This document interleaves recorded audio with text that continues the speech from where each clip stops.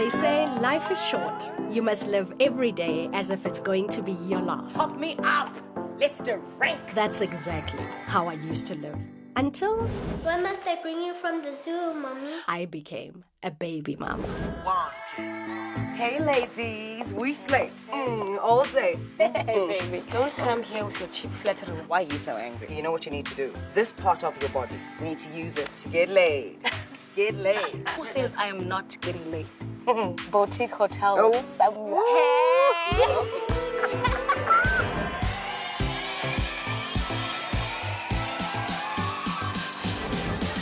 What's this, Chantal? A pregnancy test skin and it's positive. I'm still young and there's things I want to do. There's these new sneakers coming out. I just expected more from someone who was raised by a single mother. I still love you. And I know that you like me. But I want you to love me again. Girl. I was with Caesar. Same Caesar who kicked you out of the house in the middle of the night. He's better. Ntutuko, Would you rather your child goes to bed hungry, Tutuko? Of course not, Sandy, but that's not. I don't earn enough money. I'll see you in court. Court. Sandy. Keenan. You hung up. Caesar, baby, your phone's ringing. You have no business going through my phone. Get the hell out of my house right now. I truly believe that there's good men out there. They are, and they're all after Tolly. Michael, Maybe we can grab a bite together. When are you guys kissing? who says we haven't already? You are such an embarrassment. Is that how you got pregnant with Seppo? With a peck on the cheek? I'm going to keep the baby. Maybe we can have a weekend away. Road trip. Road trip. You know you want No matter what they say, girl, I promise I'll love you forever, every night and day. Girl, you color my world like a rainbow. To the amazing woman in my life, may we find true love. May we appreciate it once we have it. And may we never, ever, ever settle for less. I love you. Please don't deprive yourself of a sex life because of that baby that's growing in your belly. Please do it. And don't make another one.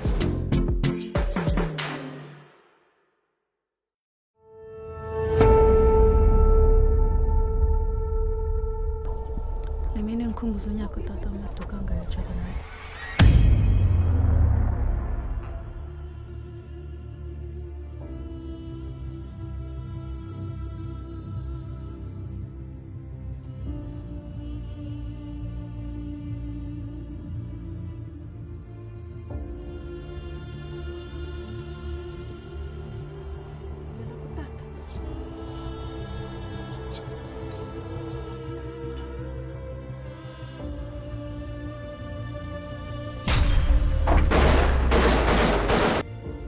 Where did you deliver the letter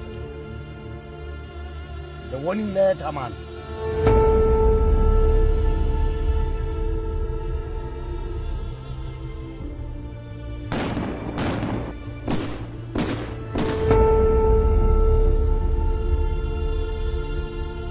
Utata wakho uyisebenzele ANC. Nginqolo. Utata wakho bambulalela nje intomba. Nginika abantu ithemba. Loo nto nje iyodwa ikubonisa uba zibaluleke kanjani ezo lento. Utata wakho ubhubhele iqhawe. Ubhubhele intela kufa.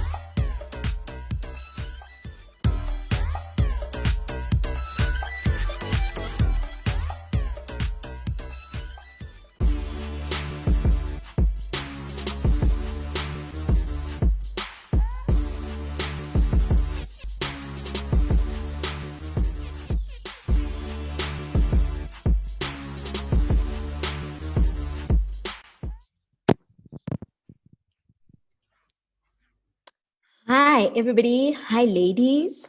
So today is the first masterclass of the Women's Month, right? Which is powered by the Gauteng Film Commission, known as the GFC. So I'll be facilitating today's talk, and my name is Naledi Buhaju, all right? So before we go any further, please keep in mind that these masterclasses will be happening from today up until the 18th of August. So please be in the loop, be on the lookout for them, because they are amazing, amazing speakers from our industry who will be sharing all their experiences with us on these platforms. So today we are discussing and celebrating women who have broken the barriers in this industry, right? Amazing, amazing women with me today. And we're speaking entrepreneurship. We're speaking sustaining ourselves in the industry. We're speaking the future of women in this film and television industry. So let me introduce my people. I'm sure you can see all of them and you're excited. So the first person I'll introduce is Doretta Neal, right? So Doretta is a powerhouse. She is skilled in various, like a lot, right, of sectors within our industry. And she has worked on stage, in front of the camera, and behind the camera. So this is somebody who's going to be sharing a lot of experience with us from when she broke in up until where she's actually going. Then the second person, we're speaking about multi-talented, Miss Triple Threat, Miss Jack of all trades, you name it, right? We are speaking to Salamina Mosese. So welcome, Salamina. And then lastly, but not least, we have one of the very few. And when I say very few, I mean like very rare, like it doesn't happen, right? We have a female film director, guys, a female film director with us, Stefina Zwane. And she has worked in TV, in advertising, in film. You just wonder how in such a male-dominated industry, right? So these are the women I'm with today, and we will be discussing our industry and how incredible it has been, how difficult it has been, how to beat the challenges that we face, and where we're going as an industry. So welcome, ladies. How are you today? Hi, Naledi. Thank you so much. Thanks for having us. Well, thanks. Yes. So I'll start with Salamina, all right? So can you tell us a little bit about yourself, where you grew up, and why you chose this industry? And then from Salamina, we'll go to Doretta, and then Doretta just pitch in that as well, and then Stefina. So you go, Salamina. Cool. Thank you so much. So I think I was a regular kid who loved to watch TV. At the time we were growing up, kids' TV was a big deal still, especially the variety programs. And I didn't necessarily dream of being on TV as such. I just knew it was something that really interested me. So I like to say that the industry chose me because it so happened that my mom saw an advertisement for a new agency that was starting in Midrand, which is where I grew up. And she decided to keep me and my siblings out of trouble, that we should join this agency. See, it seems like they like TV. Maybe this will keep them busy going to auditions, etc. And so started my love affair with this industry. So my first job was as a kids actress on Soul Buddies, which was an edutainment series that actually became very, very popular. But you know, for me, it was life-changing in the sense that it made me realize that I had actually always wanted to be in the industry. I'd never thought about how you start, where you would join. It just wasn't in my orbit until I started on Soul Buddies. And then after that, many other jobs came. And then really the decision to go behind the scenes came many, many years after. And that was after I met this incredible woman who's in the other window, Stefina. We met in high school when we were both kids' TV presenters. And by the time Varsity came, we had dreams of owning our own production company. And that, of course, only came many, many years later. So that's the summarized version. Thank you, Doretta. It seems we all came a long way, hey, to get where we are. Yes, I started acting when I was very young. But at some point, I kind of got bored with one, waiting for the phone to ring, and two, playing the dumb blonde, because that was it. I was always the one running around in my underwear, hiding from the wife, and at some point you kind of go, okay, enough. So then I started and tried my hand at writing, first for stage for myself, and eventually was lucky enough to get into television writing, work myself up to script editor, story editor. I now work across the board in various genres for various channels, in soap, sitcom, drama, for Moja Love, SABC, whoever, I'm like a gun for hire, or a pen for hire, or fingers for hire. Yes. So, and then about 2 years ago, I started thinking maybe I should challenge myself and go into a different line again, and got involved in animation, because it's a hugely growing industry. And in South Africa, it's still relatively small. So it's easy to almost get a foot in the door, I thought. Huh. Well, famous last words. Anyway, I then developed, with the help of the NVF, a short film that I managed to produce and make. And I then realized that animation is a total different monster from live action, where live action, you can, it's a process to get money. But once you have money, you can kind of get it going and finish it. Animation takes literally years. So it's quite challenging, but very interesting, and a fascinating industry. And that's it in a nutshell. Steph? Sure. I think I enjoy listening to the two ladies more. Yeah, I think I grew up in Joburg, in Jubed Park. And just before we finished high school, I then was also taken for auditions by our drama teacher, and it happened to be for Crazy. And that's how I started in front of camera as a kids TV presenter on Crazy, and which is where I met Sal, as she's mentioned. And as we grew older, I wanted to act more, and then I went into acting, did some soapies, did Scandal, did some dramas. But I also started feeling like, okay, there's got to be more.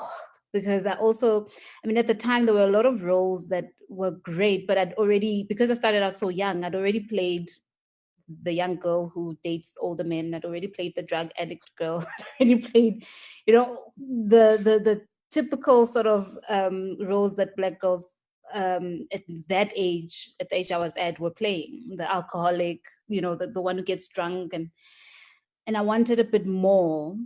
And I ended up working behind the scenes as my first job behind the scenes was as a head writer and researcher, and writer for a show called Spirit Sunday, which allowed me to, my boss at the time allowed me to, if I said I want to do this, he'd be like, okay, cool, do it. And at the time I didn't know how to do a lot of the things, but the resources were there. So one day I said I want to direct, and he was like, go, there's a cameraman in the office.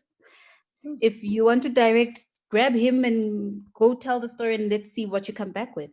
And that led me down this road. And it's been fun. I started on Spirit Sunday. I ended up doing some TV films as a director and writer. And then we did our first film together as Sorrel Media with Salamina, Love and Guaido. And then we did Baby Mamas a few years ago, which has been really fun.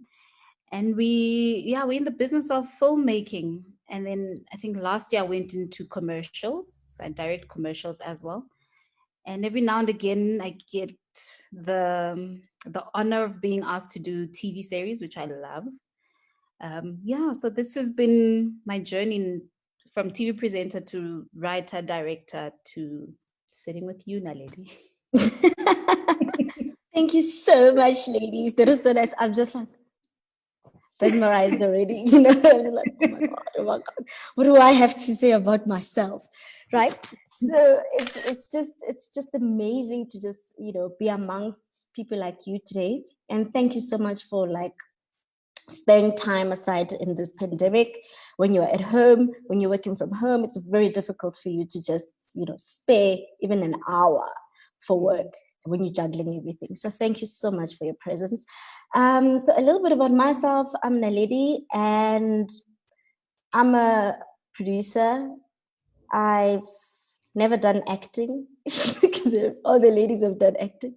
The only acting I've done is in high school, right, at the National School of the Arts. And then after that, I went and I pursued film and television at TUT in Pretoria, and then produced a few short films. And then my first feature, which I produced, which is Letters of Hope. And yeah, so I think this industry is not easy, but it's great when you see the trailers that we've just seen, right? The animation, the live action, and it's just like, these people are saying first, they are first, like Doretta just said, she opened her animation company and she did her first short animation. Like, is it a first? Wow, looks too good to be a first. And then with you two ladies, right, Salamina and Steph, we always thought Baby Mama was the first, but actually there's Love and Goito, right, before that. So there's always so much work before you even do what you've done. So another thing I wanted to speak to was transition, because you guys come from industries, you know, or rather another industry within the entertainment, right? So you're from acting and you transition into businesswomen. How is the transition? For instance, Doretta, I know you were in Panic Mechanic. I was like, Panic Mechanic? Yes, right? like I said, the One dumb of my blonde, favorites. the blonde. Right? You're in Panic Mechanic, and from that, you know, to script editor, to producing, to co-writing, right? And the same goes for you ladies, right? Salamina, you moved from Soul Buddies to being a producer. That's not easy. Like, honestly, from being in front of the screen, Abom Zala, we are used to you being an actress. The idea of you being a producer is just like, is it, right?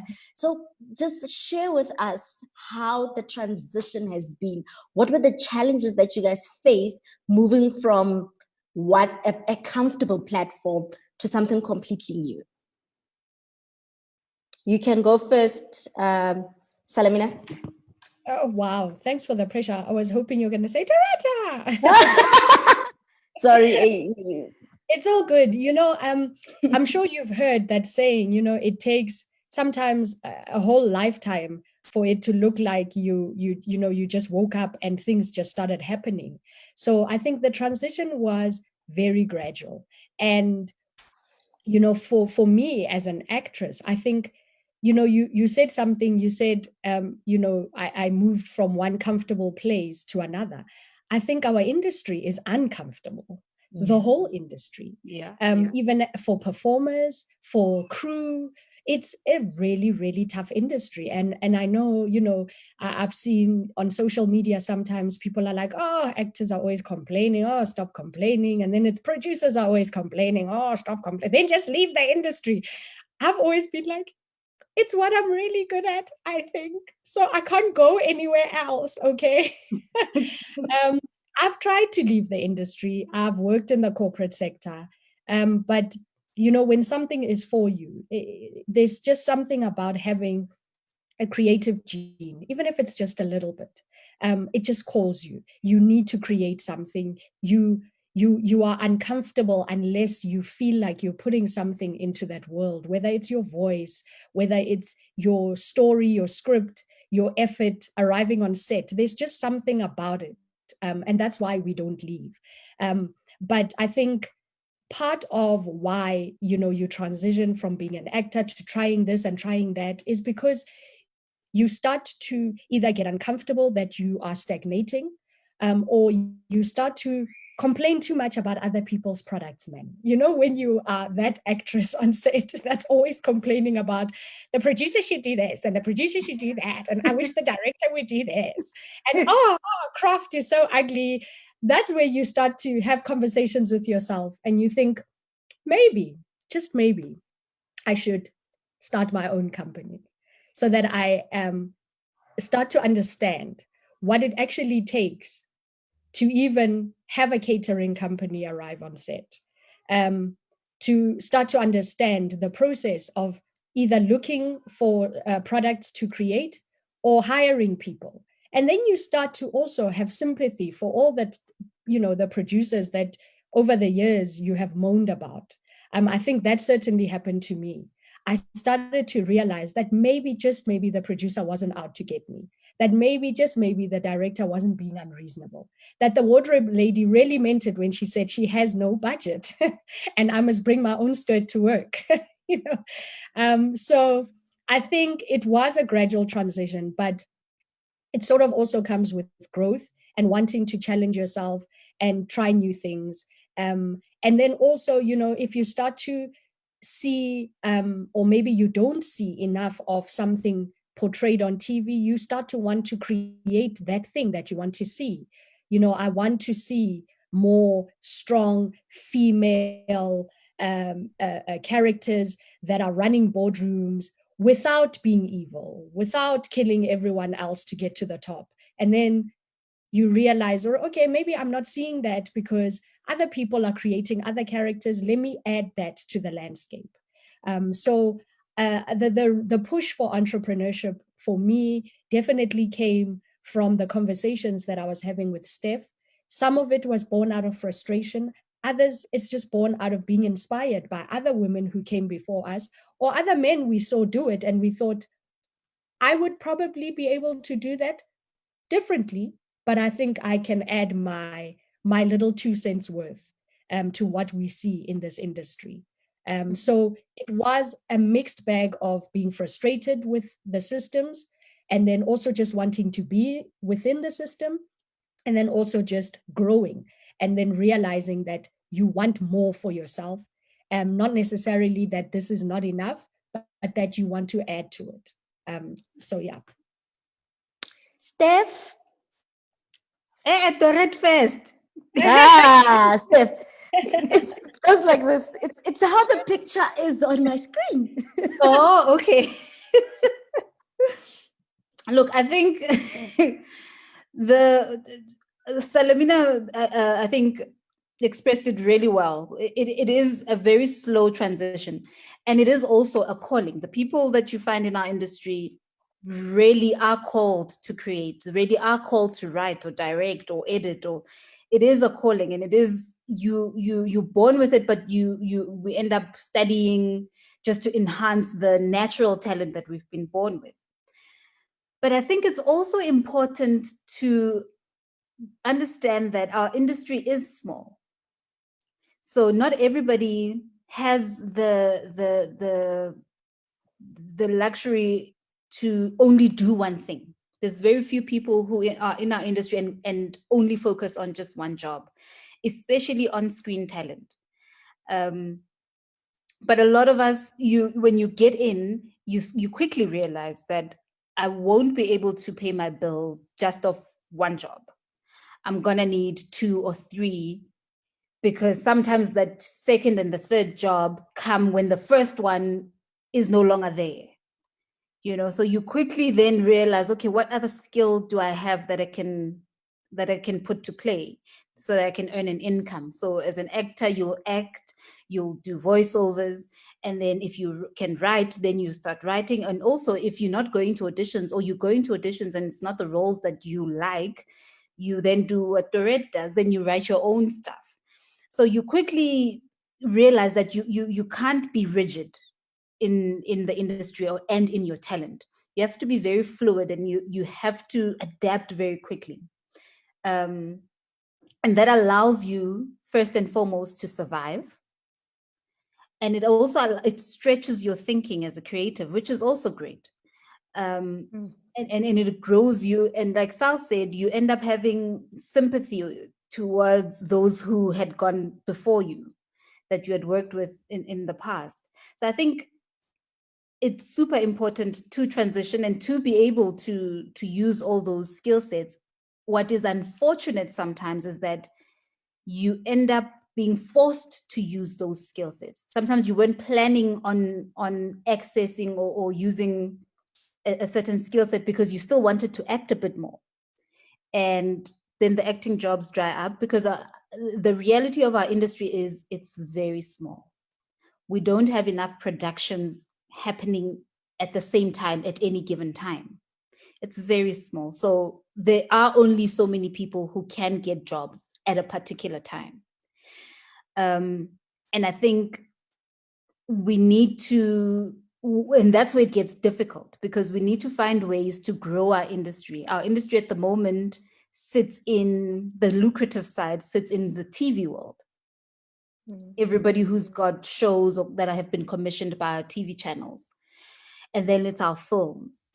And then it's theater.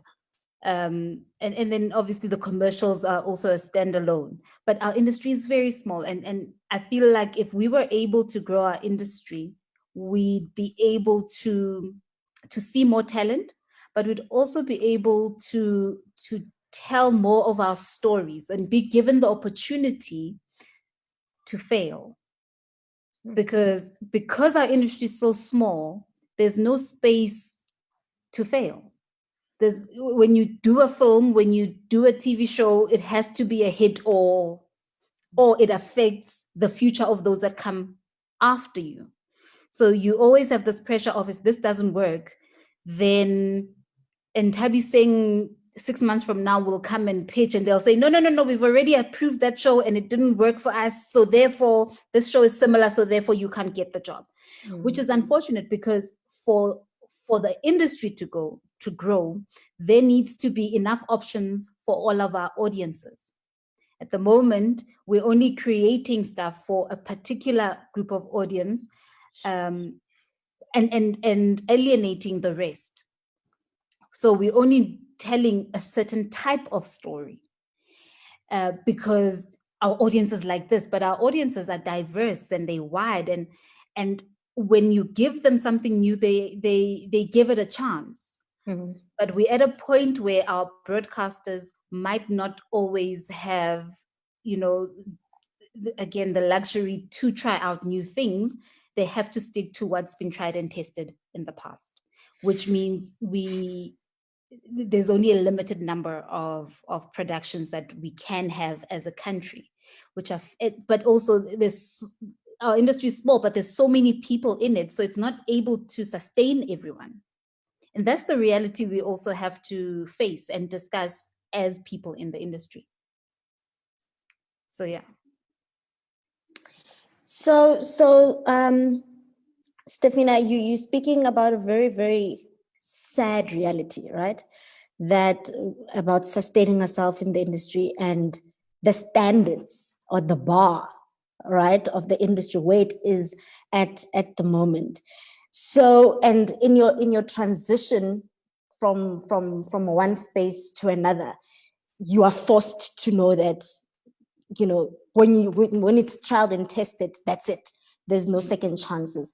So in that thought, or through that thought, Doretta, what would you say then it takes, to keep your company sustainable? Like, what does it then take, you moving into this new space to say this animation company is going to work. It's going to generate money. And is it generating money? And if it doesn't, what do you do? Where do you even get money to start? Or do you have to rely on commissions? So where do you, when you transition your production company, how do you then, keep that or kickstart it, actually? Look, it is extremely difficult because the industry is small. The funds are also very limited, and the funds go to a very small pool of people. A lot of the time, unfortunately, the funding also goes to the same pool of people, or the huge productions or the huge commissions. So those of us who are on the fringe trying to break in or trying to create a new industry on new platforms have to get very creative. You know, it's very much adapt or fade away. I think that's why all of us also got involved on the back end of production, because we realized, like Safina said, you can't survive just on one aspect in the industry. And unfortunately, the same as for production, for whether it's animation or live action, it's very hard to get funding outside of the normal channels. We are very fortunate in this country that we do have development funds, and we can access money via the Gauteng Film Commission, the NVF, KZN Film Commission, but that's also very limited. What it has helped is it has stimulated the development of projects that we could probably source funding from overseas or on platforms like Netflix, Showmax. Because yes, we have a very limited amount of platforms that we work on. We work mostly on TV. Our film industry is very small still, and if we want the South African industry to grow to its potential, we will have to start competing on other platforms. Netflix, all of them, the online platforms, handheld devices. We need to grow the industry in that direction, because one, it'll probably be a bit cheaper, and two, it's more accessible to a wider audience, which might then draw more advertisers and a bit more money in the end. You know, it's difficult. I mean, in the end, you have to kind of, I think, collaborate. So, ladies, I don't know what you think of that. Just to jump in, and I think, you know, what Steph and I learned the hard way after our first feature film, Love and Guaito, was that to not understand what happens in the distribution landscape is actually where a lot of us creatives shoot ourselves in the foot. And because South Africa is such a well-developed TV industry,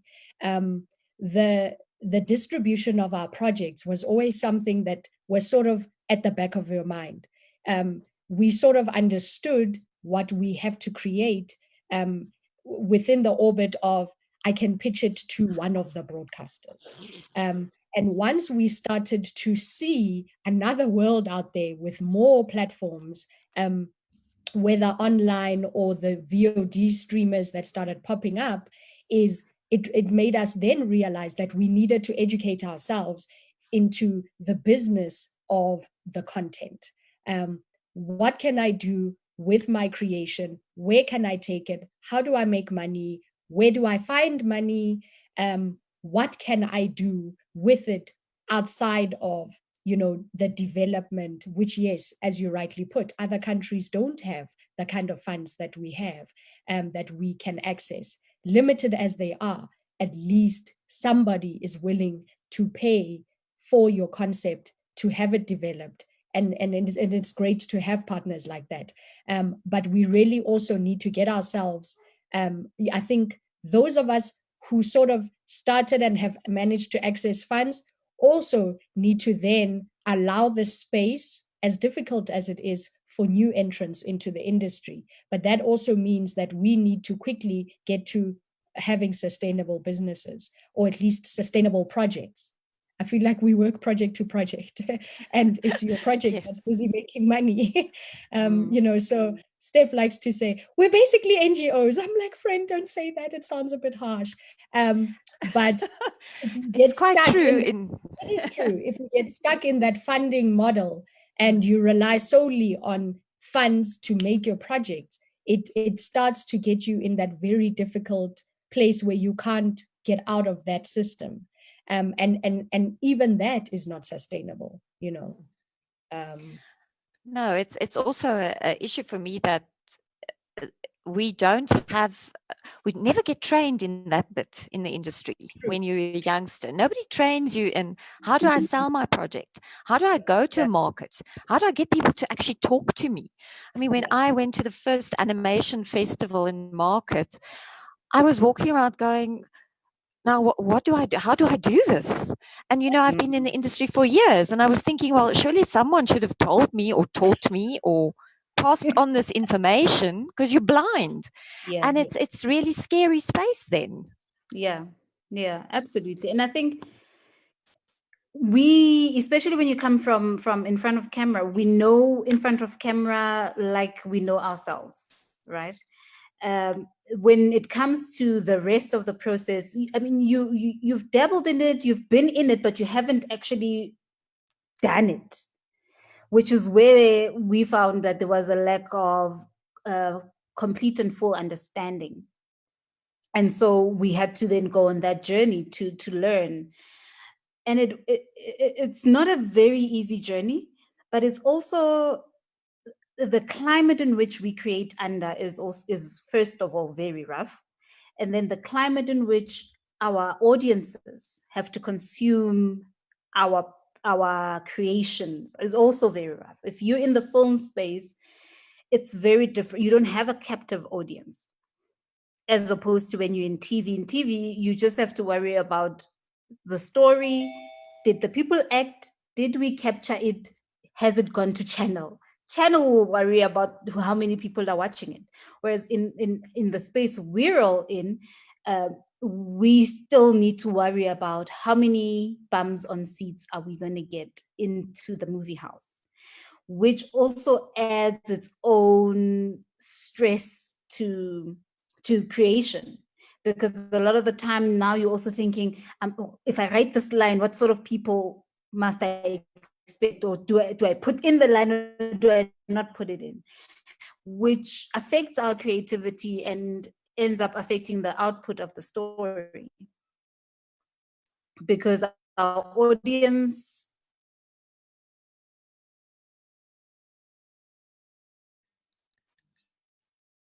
Looks like Steph is frozen there for a second.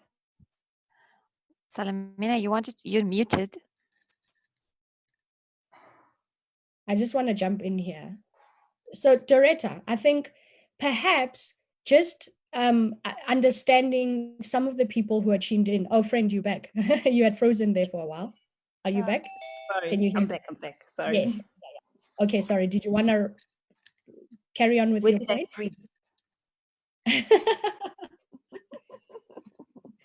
I think about creating for the audiences.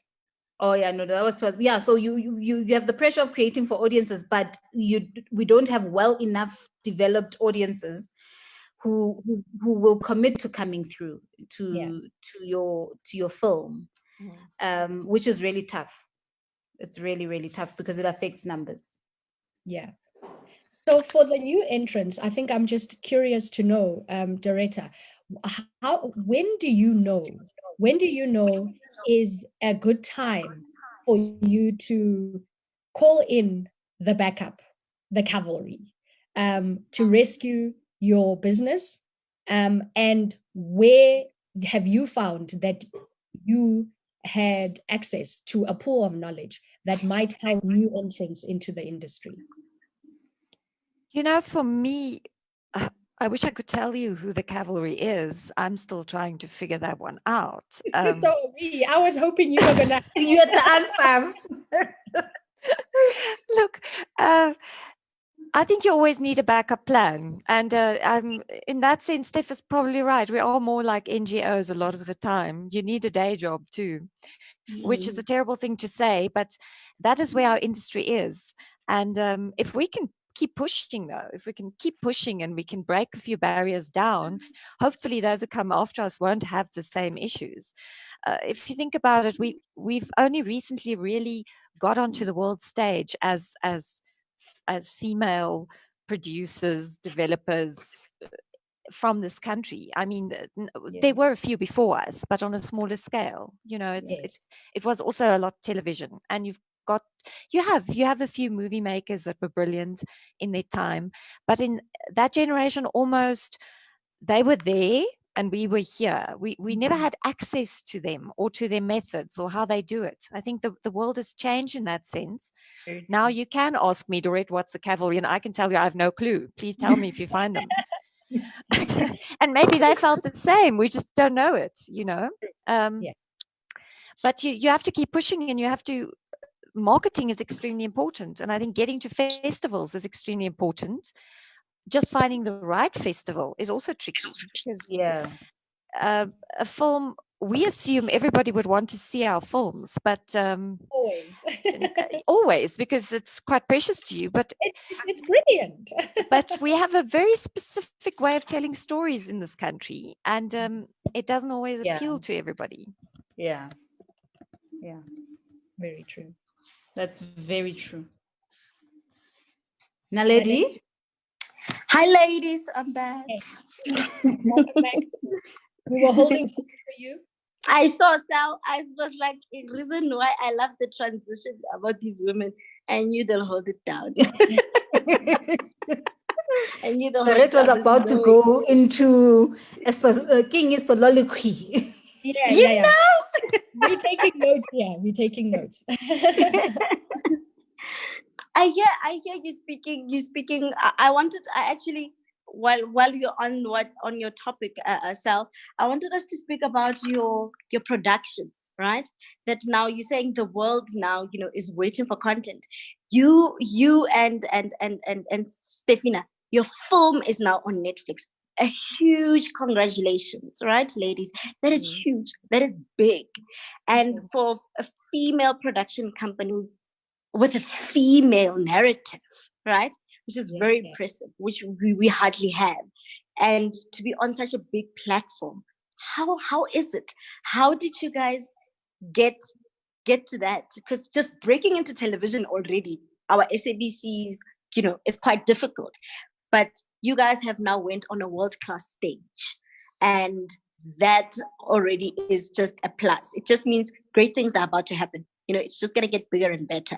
So how was that? And how did you guys get to it? How did you guys get your film there? Yeah.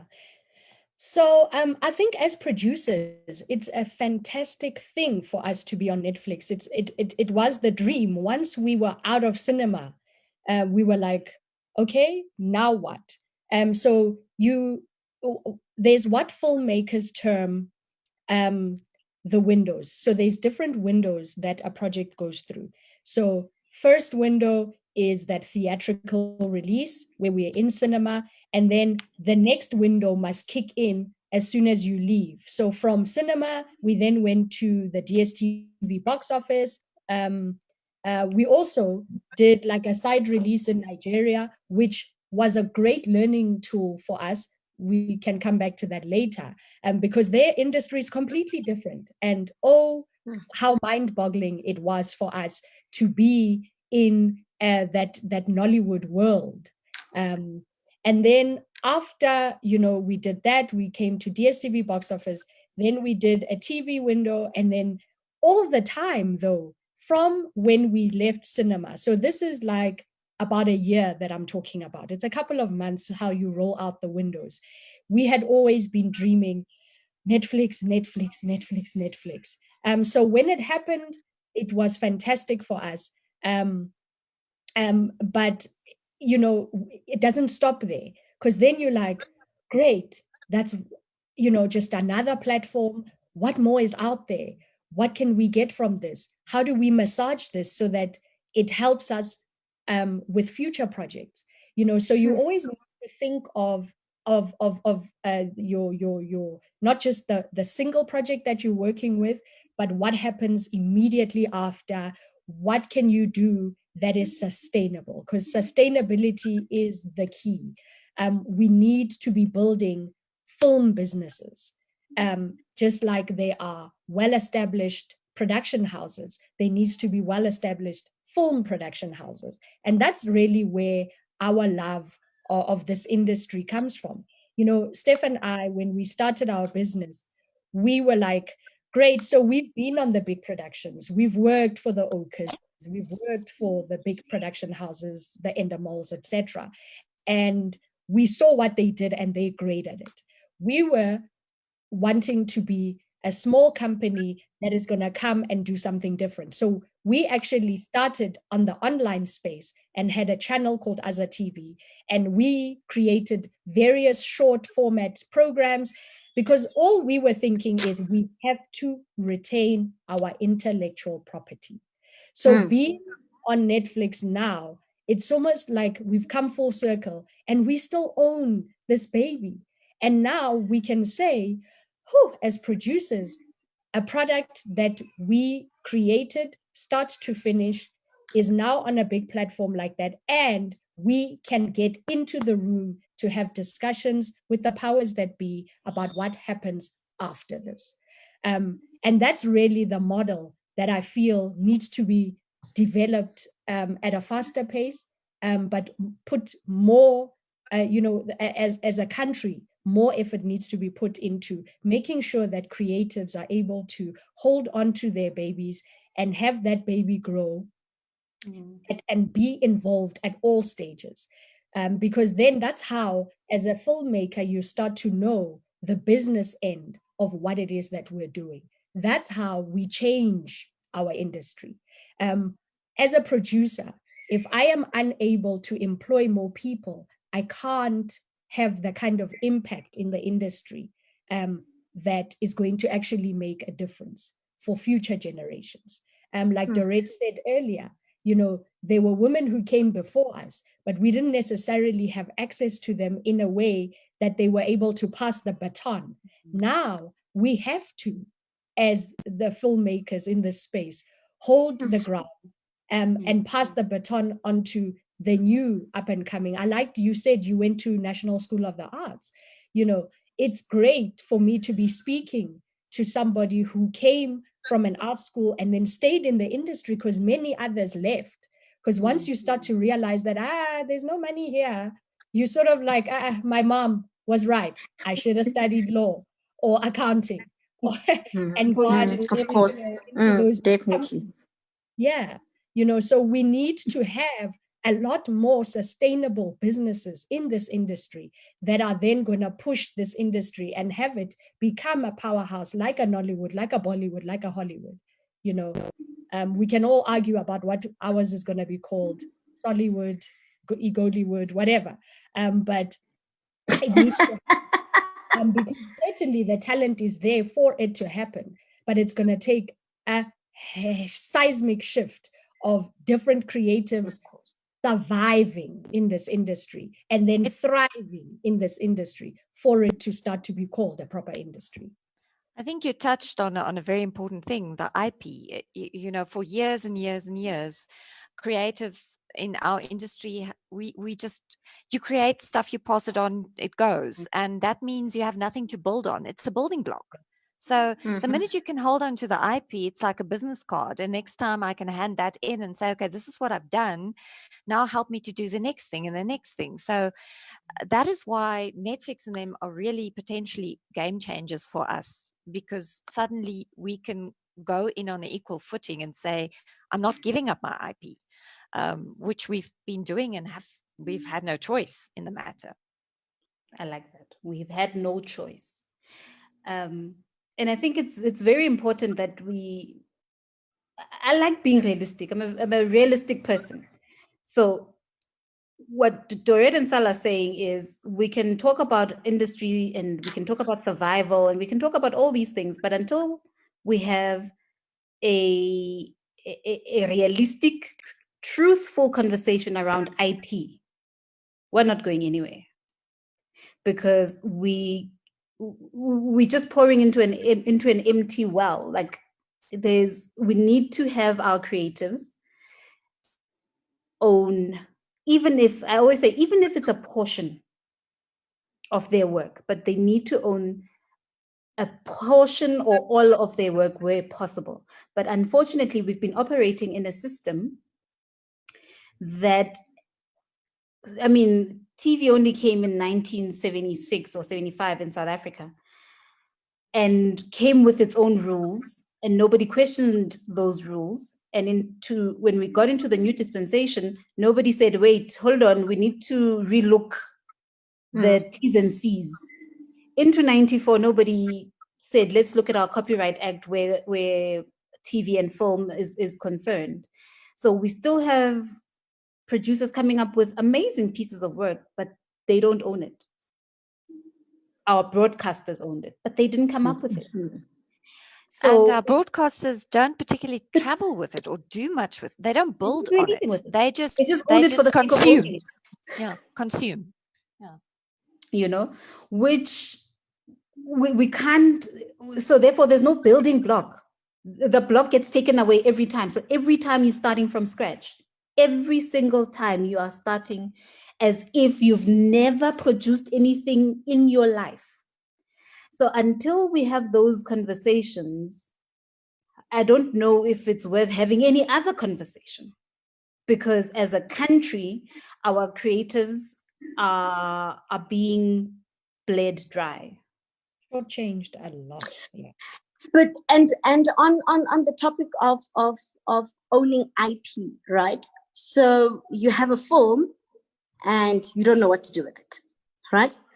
And you take it to amazing film festivals. That's I think that's the one thing that the filmmaker on their own they can do, right? So you take your film to DIFF, to our Joburg Film Festival, right? To our Torontos. So your film gets to travel globally, right? And I think your animation as well did the same, Dorita, and it's still traveling even in 2020, right? So your film as a filmmaker gets to travel so much, and then the festival run is done. You know, reality strikes. You now need to actually make money from this, because festivals, you know, it's showcase, right? It's not a money making. It's about network. So you come back, you have your film, it's sitting here, and the first thing you have to do is what? Call a distributor to take your film somewhere. So when Stefina, you're speaking about actually having an honest talk, right, on our films and where they're going, how do we access, you know, the television space without a distributor? How do you even get a distributor? You know, I know with Letters of Hope, it was a real struggle, to be honest. It was a real struggle to just get a distributor from the get-go. No, and then we did DIFF, and then you come back with Artistic Bravery, and then people reply to your emails, right? For the first time. And you're like, oh, so that was... Emails you sent 8 months ago. If it didn't happen like that, then where would I be, right? Yeah. So now you have a pool of distributors that you've contacted, all of them. Now it's a choice. Who do I go with? You know, whose commission is not as much, and how long is now they go and negotiate for you. They negotiate, and then, you know, broadcast they own your film for like a good 10 years or 20. Let's be specific. 20. You see, no, some of them say 10. They could end it for 10 if we really negotiate well, you know. And when we're realistic, they take it for 20, and you are paid off.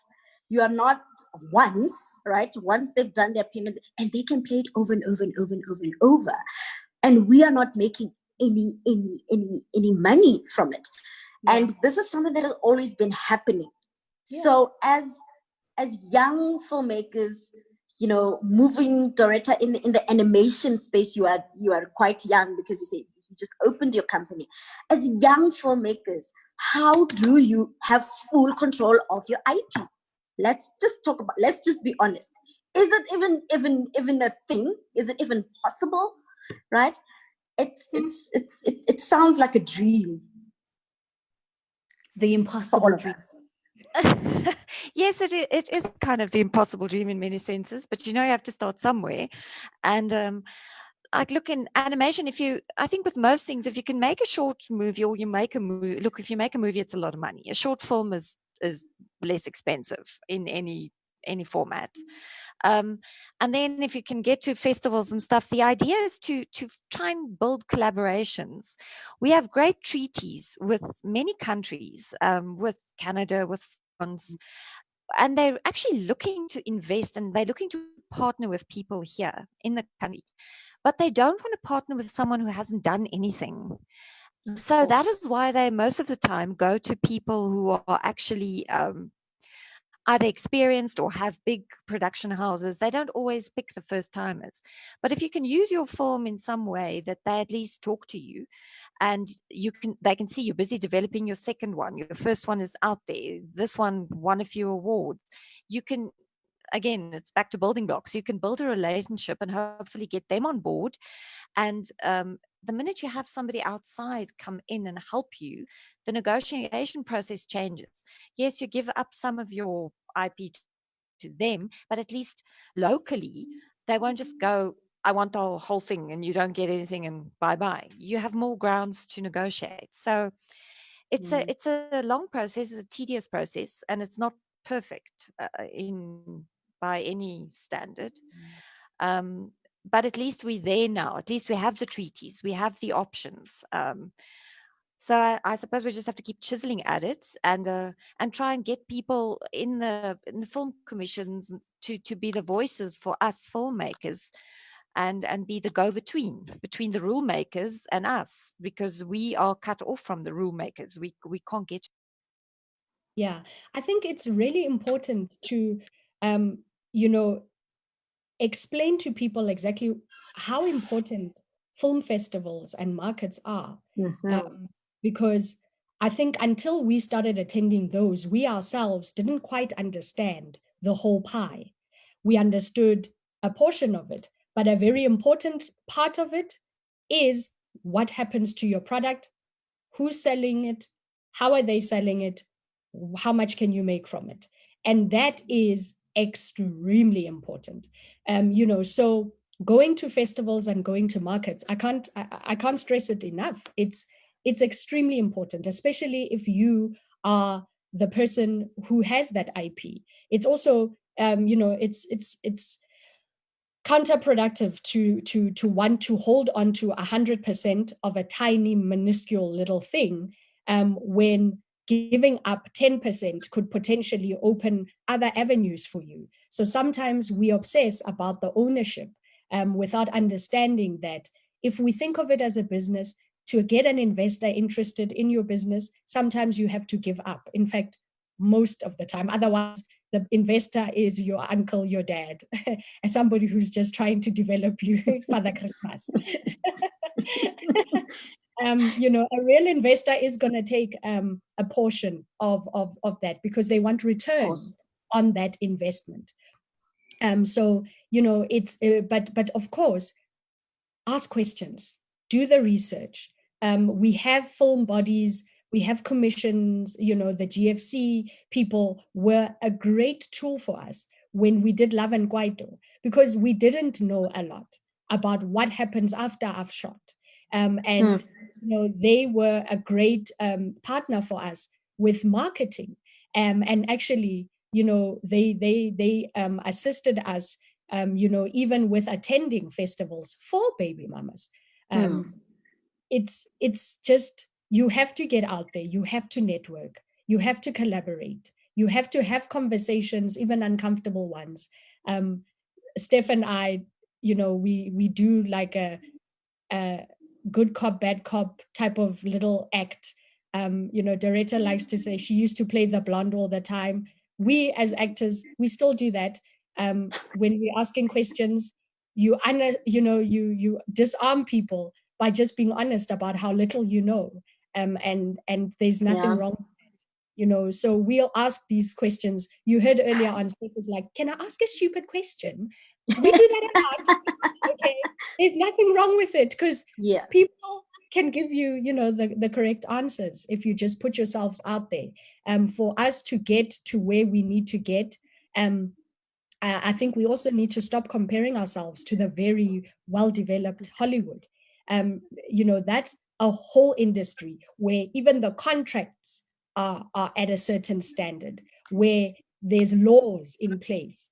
A script writer knows that having a conversation with a producer, you don't have to be scared that they're going to steal your concept and your IP, because you have 1, 2, 3 protections. You've already registered it there. You've trademarked this, and you did it. So there's a whole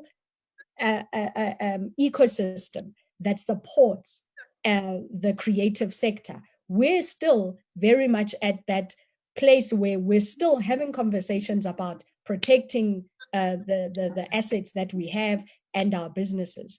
So there's a lot of work that still needs to be done. I agree that there's a lot of work that still has to be done, right? There's so much work that, and you said we need to get ourselves out there, like markets, film festivals, right? So, for instance, there's, I think, a lot of festivals, or people go to festivals and it's like, but I can watch this movie afterwards, right?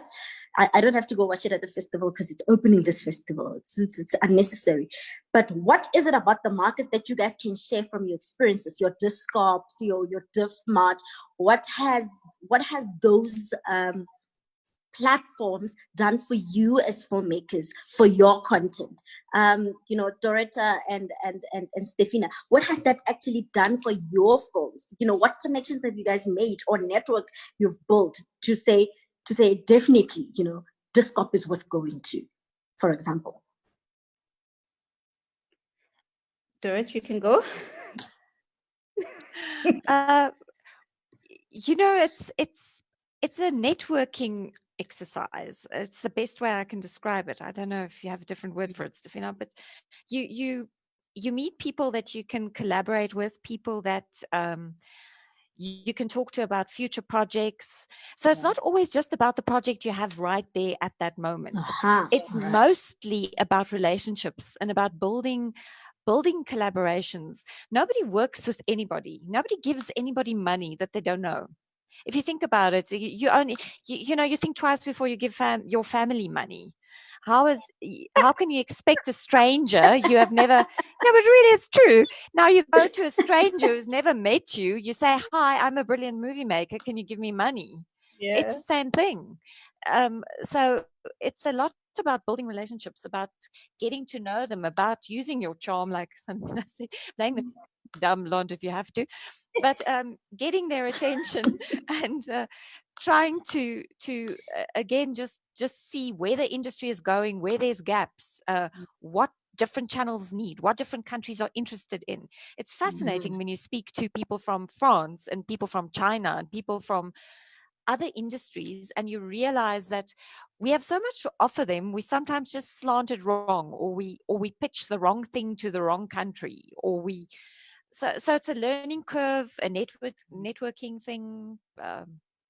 Yeah, I think Dirt, you're very correct. I'll tell you, Naledi, what our first Discop, when we went to Discop for the very first time a few years ago, we came back and we were like, what? There's a whole world out there of people just like us and people who deal with the stuff we're trying to do and trying to make. So we came back to the office that day and we were like, because I mean, especially if you're very new in the industry and you're a small player like we are, it's very easy to get discouraged. It's very easy to doubt yourself and just go, you know what, I love this idea, but it's never going to happen. So let me just leave it. I can tell you at Discop, we met, there's this one guy we met from Nigeria. And he was there he's a distributor, but he was looking for international distribution for the stuff that he owned as a distributor. And the way he was talking about film and how he can sell it to South Africa and how he's looking for someone from China to buy some of his films and some of his series. We were like, wait, hold on. There's a whole other world to this. And he was very accessible as compared to how our distributors work in South Africa. Our distributors, they're almost gatekeepers to a certain extent. Actually, not to a certain extent. They are gatekeepers. So it was very refreshing to speak to somebody who understood that my job is to get content and to sell it on. So I will meet whoever I need to meet who's going to buy it, and I know how to sell it. And he believed in his content. And after meeting with him, we got back to our office and we were like, I think it was before we had made Love and Kwaito. We met him the November. That January, we were shooting Love and Kwaito. Because something clicked in our brains that don't overthink it.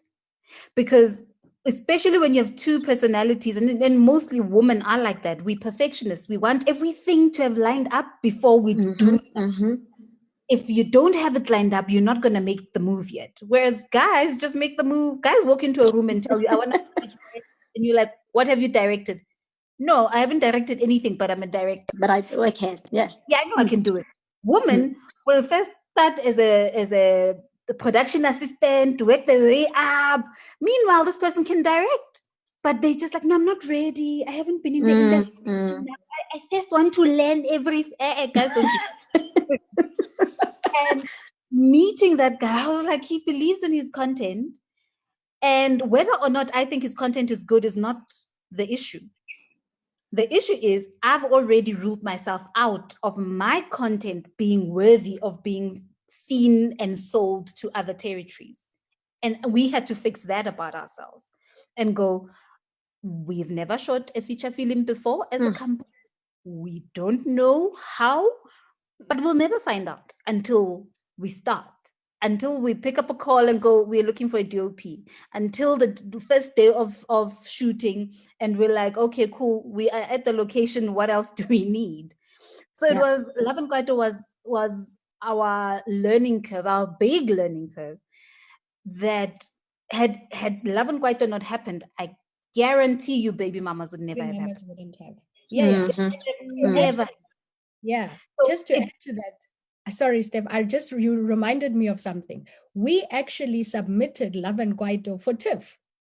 We became those people because of the very guy that Steph is talking about.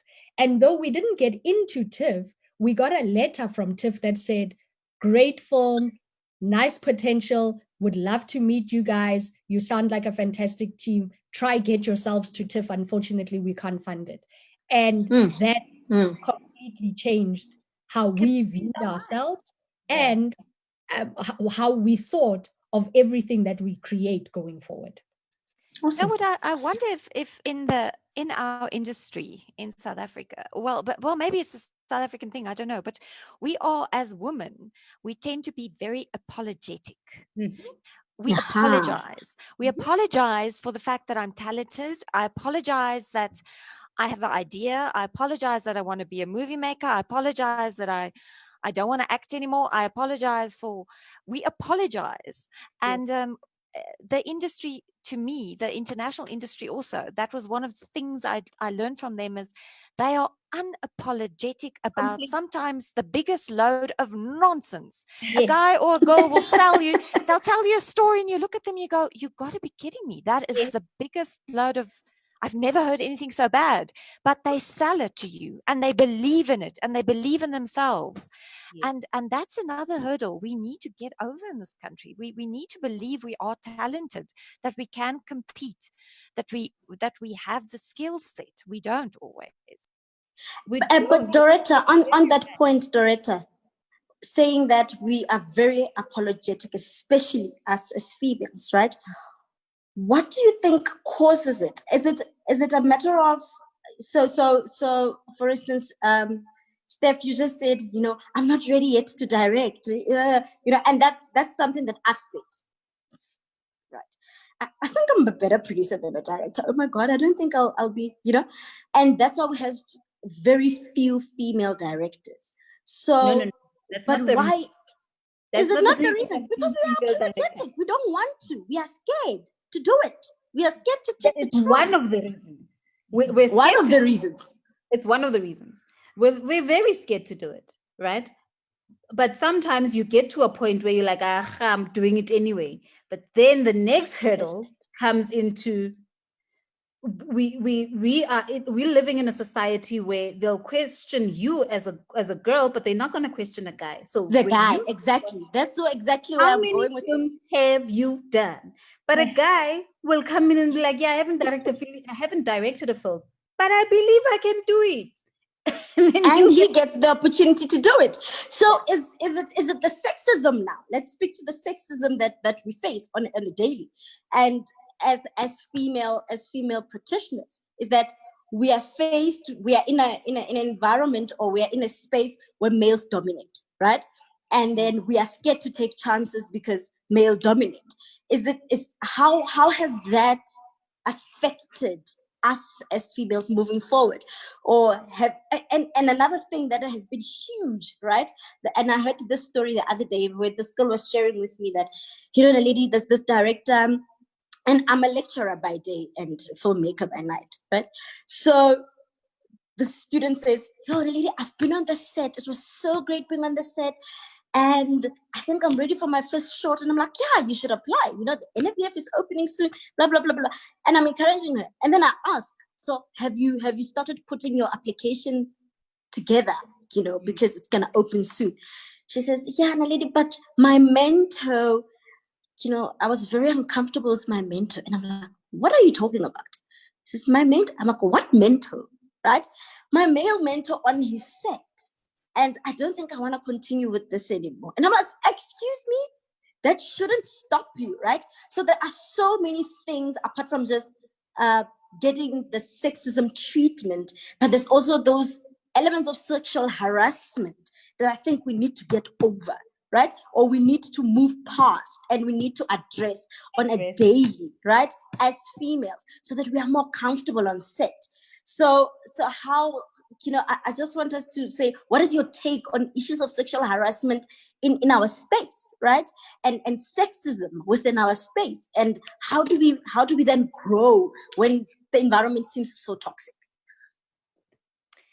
I'll speak to the sexism for now. Yes. And say, I think one of the biggest blessings I have had was to go to a girls' school that had a very strong principal who was a woman, but she was very strong-minded, and she instilled a lot of how she thought in us.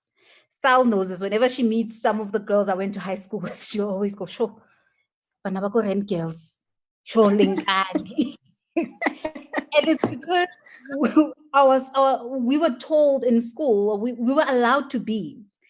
We were allowed to, if you wanted to act and you've written something, our principal would say, okay, cool, Friday assembly, do it. If you disagreed with something that she said or had applied in the school, you'd set up a meeting and go state your case, and she'd listen to you.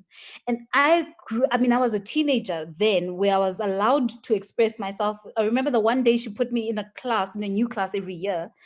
And I was like, I'm not comfortable with this teacher. She doesn't like us, da, da, da, da. And she was like, She listened. She didn't change me, but she didn't change me and move me to another class, but she listened.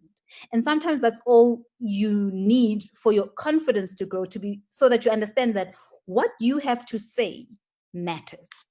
So fast forward years later, I'm working in this industry, and as a Black woman, in an industry full of, in Joburg, a lot of Black men who we all come from different homes, and we've all been taught different things. But one of the main things that they've all been taught is, whether they admit it or not, is a woman is beneath me.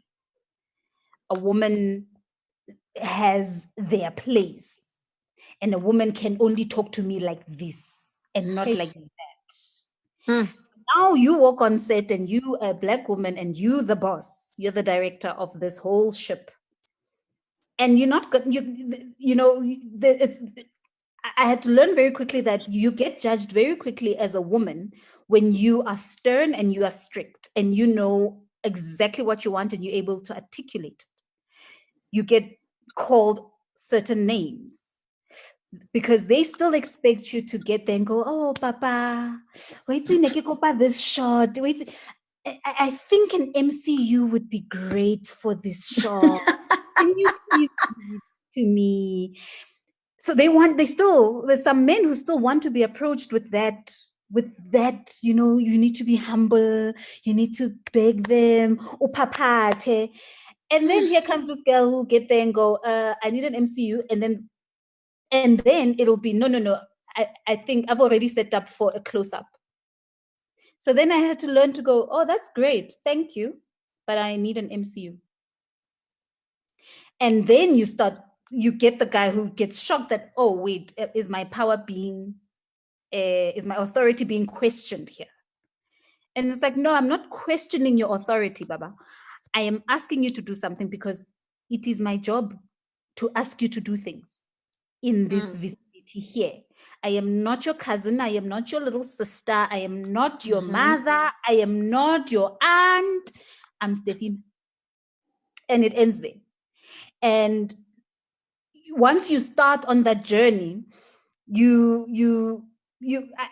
mean, thank God I'm an actress as well, because a lot of the time I have to pull from being an actor, either to stop myself from swearing at them, or to just, learn to be level-headed and not take certain things personally, but call you out on it with a straight face.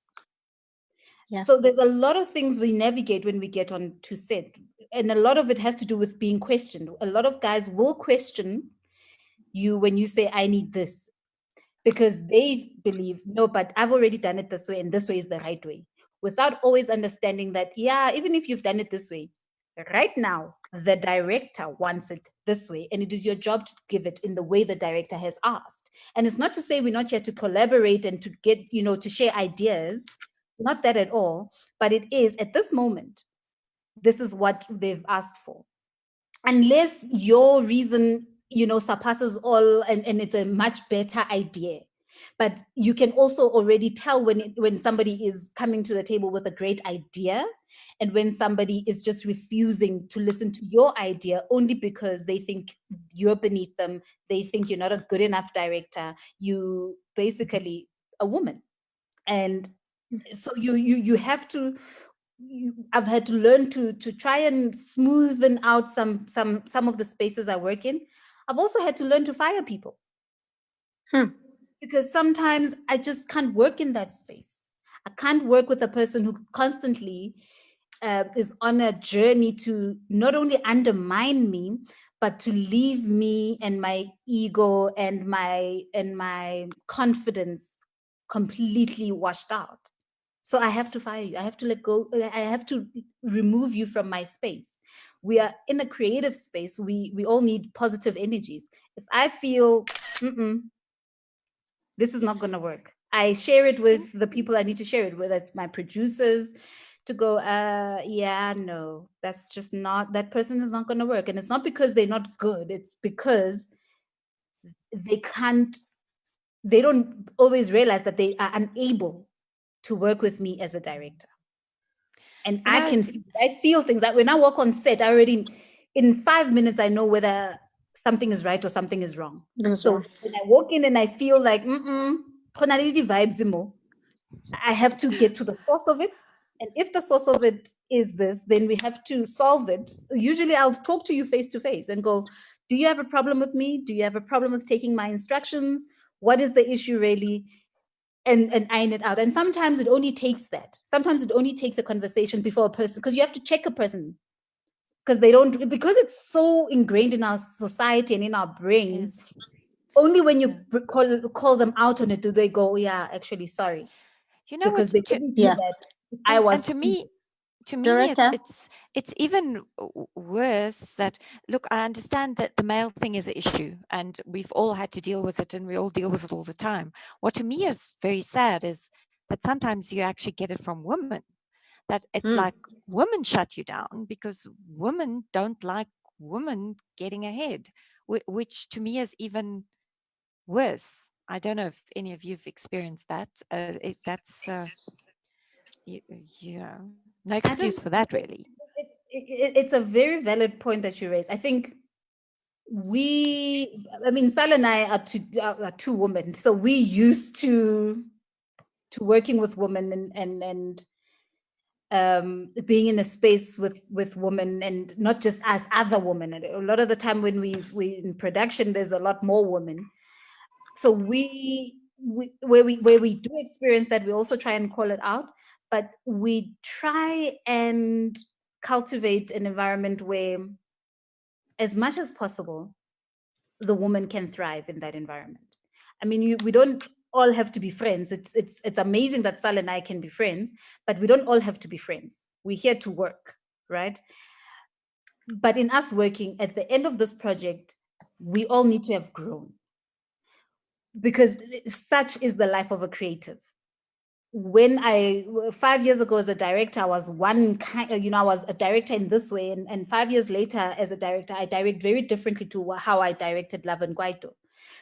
So we need to all be able to track our growth. There needs to be a difference at the end of the production, that in your next project, you'll be able to apply some of the lessons you learned in your previous project. All right, and so speaking to sexism and inequality, right, towards women, and having to be firm, and maybe other women bringing us down, right? How do you, as women, we've come a long way. Like we've dealt with it, or we've just bottled it in for so long, right? Yet there's women rights have been there. Like we have rights. We know we can speak out, but we choose not to. Hence now there's organizations like SWIFT, right, in place for us to utilize them. But why are we not utilizing these systems? Why are these issues, so Doretta, you've been longer in the industry. Has it always been a problem, that females are very, very submissive and very scared and very timid, that we do not speak out? And does that actually affect the type of content that we create? Right? Because, for instance, in our production company, Trial by Media, the other day I was pitching this idea to my co-founder, and I'm like, I think this is it, right? I think this is the next female story that we should tell. And because he's the male, it's, yeah, but we've had other stories, Naledi, that are better, and it's just normal for him to react like that, I suppose, right? But, and then the normal me would be like, yeah, it's fine. But for the moment I thought, why should I say it's fine? I said, oh no, it's fine. When we're done with your film, you're doing mine, right? It's about that time. So why don't we have that? Is it a generational thing that needs to change? Is it how we see ourselves? Because inequality is there. We cannot act as if it's not. So when you produce as a female, for instance, on Letters of Hope, people wouldn't respond to my emails, as fast as they would to Vusi Africa's emails. And I'm like, and in the boardroom, other people will expect him to speak and not me. And I'm like, when you're looking for money. And it's just weird. I'm like, what's going on here? And why? You've been why told should that it be like that? bring your boss. Sal and I have been in the boardroom and we were asked, where's your boss? They say, oh, yeah, where's the boss? And then we both do like a thing. And then Steph will go, oh, there's the boss. And then I point to her, oh, there's the boss. And then they get so uncomfortable. Like, no, we don't mean. No, you do mean that. You do mean. Exactly. Don't say you don't mean. You do mean. So we are in an environment where now changes still need to happen within our industry for females. Right? A lot of changes. And so, because now there's so many questions now in our inbox, guys, that already? I want us to get to. Yes, already. So just to jump in here. So the patriarchy and gender inequality is not unique to South Africa. This is a fight that we're seeing happening internationally. You go to Davos, there's 1,000 men and 4 women. You go to almost throughout the world in every different sector. So it isn't unique to the arts, and it isn't unique to South Africa. But the important thing that we as women need to remind ourselves and remind each other is we need to hold spaces for each other. And we need to get more women into these important conversations, into the room, into our boardrooms, into our production houses, into positions that matter, because that is the key. Until I had seen Steph operate on a set as a woman. I had seen it, but it wasn't personal, until you are the producer supporting the director. It took me being on set to see how other people listen to her instructions versus what I've seen as an actor happen when, like the first man that directed me, Bobby Heaney, I saw how he commands a set and the respect that he got. And then I saw Steph in exactly the same position, sometimes on a bigger production than what I had ever been on. And now the difference was it was our set. And she had to run it. And people were struggling to take that leap and those instructions, and they were second guessing her and questioning.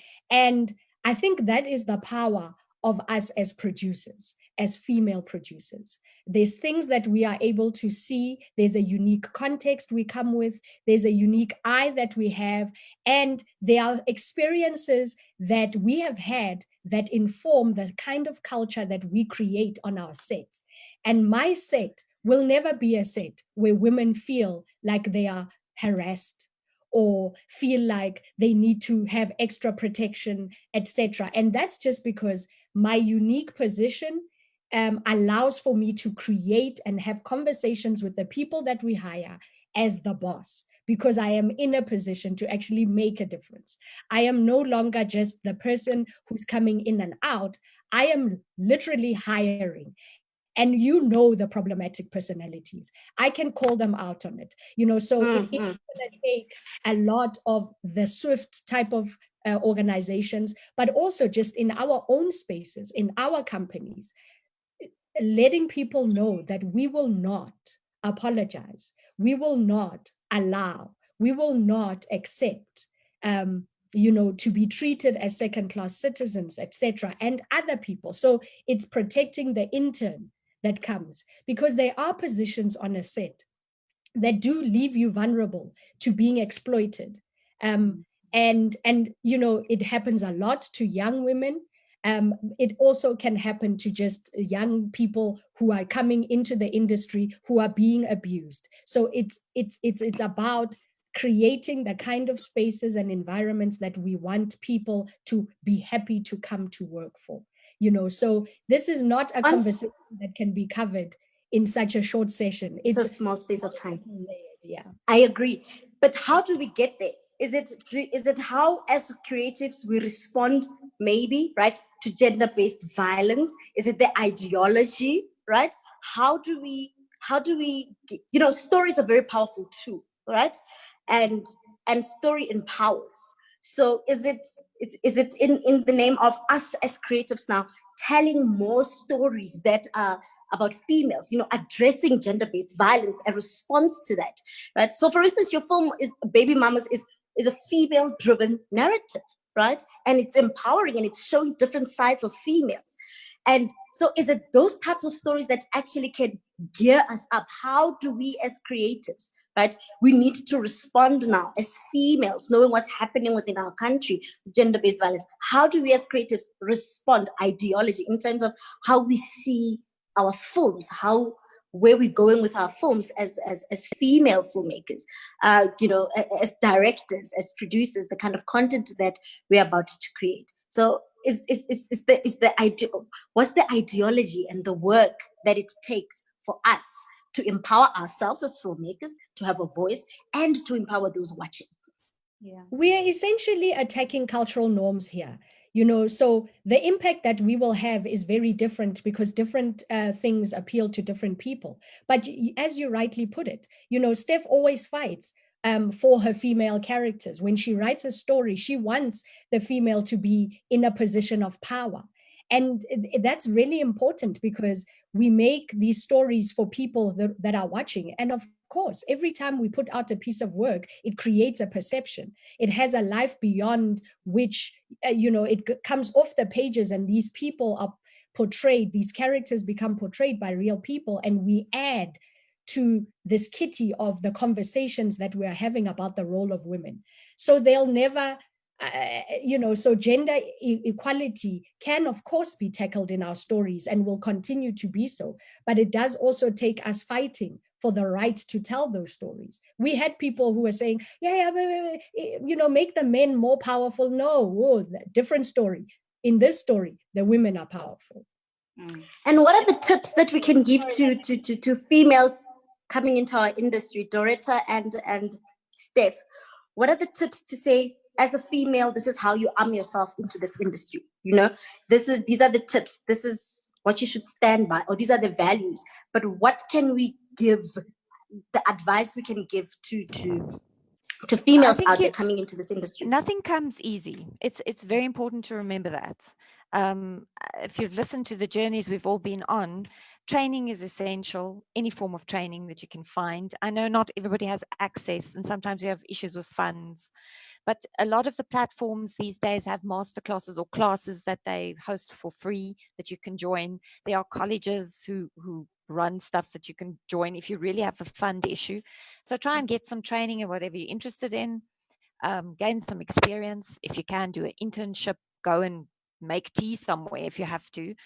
You have to go through the steps, and then stop apologizing for your dream, for what you want to do. If you think you have a story and you're a brilliant potential movie maker, get out there and try and empower yourself. Nobody's going to do it for you. Unfortunately, we're in an industry, in a country where if you don't do it yourself, it's not going to happen. You have to get online, go to the different commissions, apply for funding. You have to do the footwork. You have to do what men do. Men have been breaking down doors. They walk in, like Steph said, they walk in and go, I can do this. I'm doing this. I'm doing it now. And everybody goes, okay. We have to become that. It's the only way we will change the industry as it is. Yeah. And I think also, Naledi, just to touch on your question about gender equality and gender-based violence that women experience, and the storytellers, how do we tell that story? How do we raise awareness? I think Sal touched on, and you also touched on baby mamas being led by 4 women. I think what's important with the storytellers going forward, whether it's producers, directors, writers, the entire ecosystem, is when I write, I'm not writing a female-led story. I'm writing a story. And because it comes from my perspective as a woman, it'll mean I will portray women in the way I understand them and in the way I've seen them be in real life. So the more you hire women storytellers, will be the more you get that perspective. So up until a few years ago, most 98% of the films we were getting and making, so getting from internationally and making locally, were stories led by male characters or stories told from a male perspective. So the more we hire women, will be the more our female perspective in all its glory and in all its diversity will then be released into our audiences. So there's no one way of doing it, but I think we just need to be allowed into certain spaces that we haven't been allowed into for centuries. And when we're there, we need to fight for the story you want to tell, because it's very easy for people to question your perspective. No, but women don't do that. Like, but are you a woman? Are you this woman? So I think we need to be truthful to that, to the varying different voices, and appreciate each voice. All of them will be different because women are different. And men have been allowed for all these centuries to tell however many stories they like. Let's also be allowed to do the same. And if the story has been told, tell it again if it's the story you want to tell. So yeah. Any other tips for newcomers? Because I I see think we've it's lost important. Naledi again. Yeah. Most important is, there are barriers to entry. There are barriers to entry in any industry. But, I think definitely my phrase of the day has to be stop apologizing. I love that. Thank you, Dorette. I'm going to quote you everywhere I go now because it's true. You know, so it's really important for people coming into the industry, stop apologizing. Yes, you're young. Great. Yes, you're a female. Great. Yes, you're young, you're black, you're inexperienced. That is All of not us were experienced at some point. at some point. Even the greatest and most famous filmmakers in the world, producers, entrepreneurs, etc., were once inexperienced. So the most important thing is, learn the lay of the land, get in there, get your hands dirty, investigate, explore, don't give up, don't allow. I think we do this as a lot as women, is we allow the naysayers to have a bigger impact on our journey than those who are like, try it, go ahead. We're scared of being criticized, especially in this world of online. One bad review can go viral and it can potentially completely destroy your self-esteem, your self-confidence. But it's just reminding ourselves that this is, at the end of the day, a subjective medium. I think whenever I remind myself, that my project is not for everyone. Not everyone is going to think it's brilliant, and that's okay. They are products from, well-known producers and directors that I have personally not liked.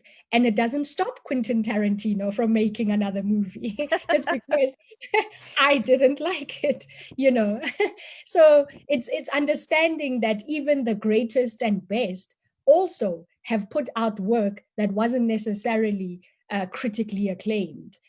So it's that thing that Steph was saying. We need to also just give ourselves space to grow and make those mistakes and get better as we go.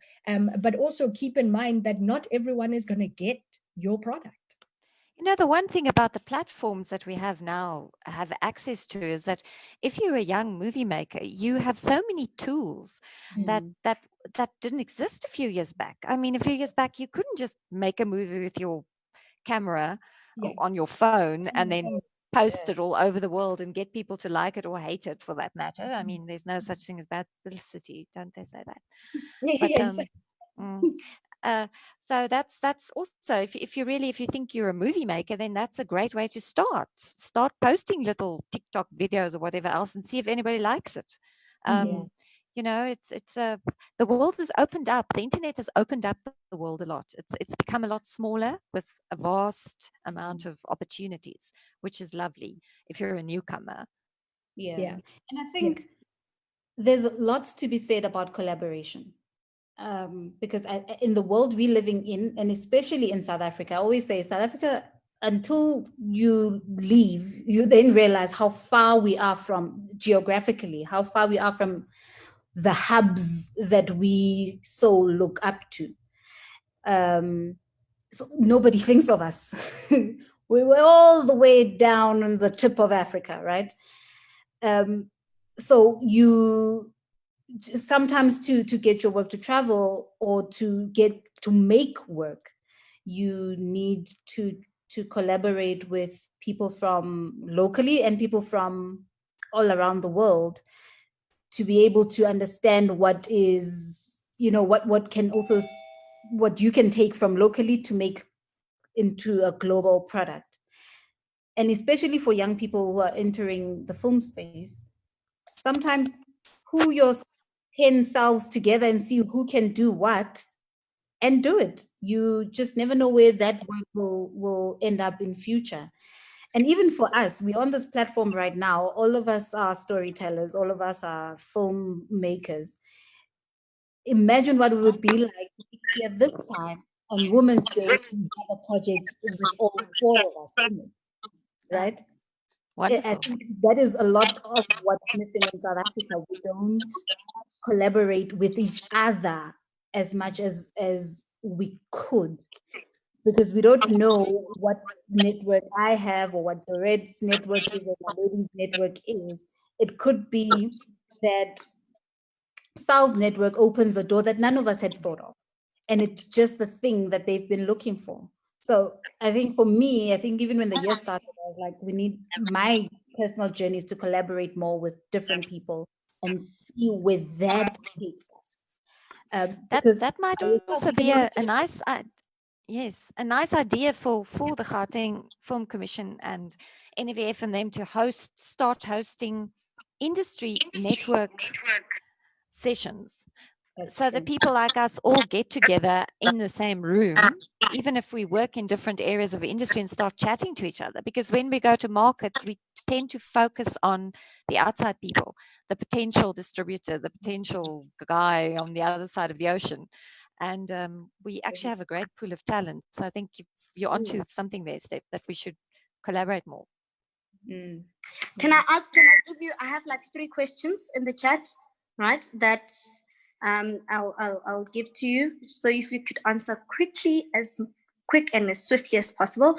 So one says, how does one get all the jobs or opportunities you've had? And I'm not referring to the acting side of it, because I've never seen a post advertised in our field.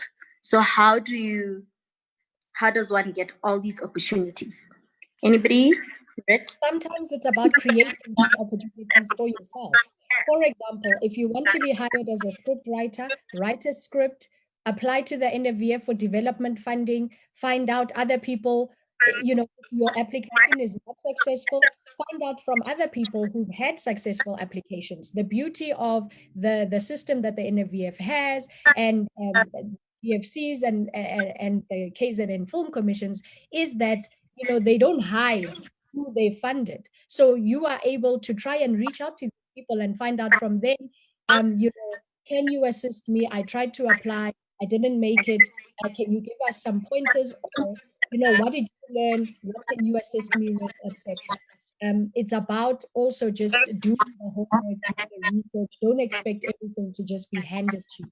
Sometimes you literally have to create your own job.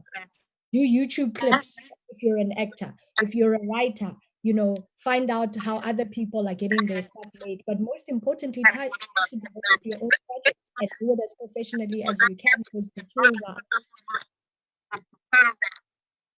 Yeah. Thank you so much, Steph. Another question is IP really such a deal breaker? Well, IP is intellectual property. It means if you give that up, it means whatever you thought up does not belong to you anymore. That's in the short version. In other words, I'm a creator. I create this beautiful, tremendous TikTok video. It gets 2 million likes, but I signed my IP over to TikTok, which means all the ad revenue goes to TikTok, not to me. And that's basically how industry works. So IP is something you really want to hold on to, or even if just a percentage, and you really can't. Television, you do not. The moment you write and it goes on a screen, it is not yours anymore. They can sell it to Africa, they can sell it to Europe, they can sell it to South America, they can sell it wherever they want, they can rerun it 100 times. You do not get a cent for it. Also, let's look at the Mbube story. A few weeks ago, I was watching the documentary on Netflix on Mbube. The South African guy wrote it, signed over his IP to the recording company. Obviously, he didn't know this is what he was doing, nor did he understand what this could mean. And the recording company took it and it got re-recorded 1 million times by Americans and other people around the world. And with him not getting a cent until when Lion King used the song, and his kids, so many years later, went to a lawyer and said, but our dad wrote this. So it's that. Sal always says to people when the IP story comes up that, no, when you sign this contract, your entire IP falls to us and all you'll get is 200,000 or 500,000. And then Sal would say, sure, my daughter she's 10. that means you are going to keep my IP for 20 years. And she can only start making money out of it when she's 30. And how much money is she going to make then? It's that. It's your legacy. It's creating something that is your legacy and saying, "Ooh, legacy. Here you go. Go to someone else, and I don't need that much from it." Our laws need to change because it doesn't work like that anywhere else in the world, except here. Well, I don't know, but I know this is how it operates in South Africa, which is not fair. And it's not to say that we want to hold on to IP. I want to be compensated for my idea. Compensated fairly. It's not that they don't compensate you. They give you a salary, but they don't say, because you came up with this great thing that I'm now going to make millions off of, here's your portion of the millions. No. They give you a very small fraction of it and go, there you go. And it's yeah, like I said, the Mbube story. Lion King made how much from just that song? And the family of the man who wrote that song and sang that song didn't make a fraction of the millions and the billions that they made. So IP is important. It's the beginner. It's the egg. Yeah. And the chicken. And the chicken salad. And the braai chicken. And the bread you're going to put it on. And I think, sometimes, Naledi, as a young filmmaker entering the industry, you just think, let me just write something. And as long as I sell it, as long as I make some money, because sometimes you're desperate. Sometimes you get excited that, ooh, this channel is interested in my work, or ooh, this producer is interested in my work, or you get taken over by, oh, I've been struggling so much for so long, or I need money right now and these people are giving me the money. So in that moment, because of a lack of knowledge, a lot of the time you make the mistake of saying, okay, let me just sign just so that I can get my money and sort out my problem. But we're not thinking about what happens 20 years from now when some young filmmaker wants to remake your script, and the person they have to pay is the channel and not you. How many films has Hollywood had to make and remake, and the person who gets paid is the person who created it instead of the channel that owns it? So it's a conversation, guys, that needs to be had for our industry to survive. Otherwise, unfortunately, if it continues in the way it's continuing, 10, 15, 20 years from now, we will not have an industry to talk of. And I hate to say it, I really do. But it's that. Our future lies in our IP and us being compensated. We're not trying to keep it or keep all of it. We're saying we need to be compensated fairly for it. See, it's also, I think the new generation has an issue with us wanting our IP because they have so many platforms that they can just post stuff on. They give away IP actually for free every day.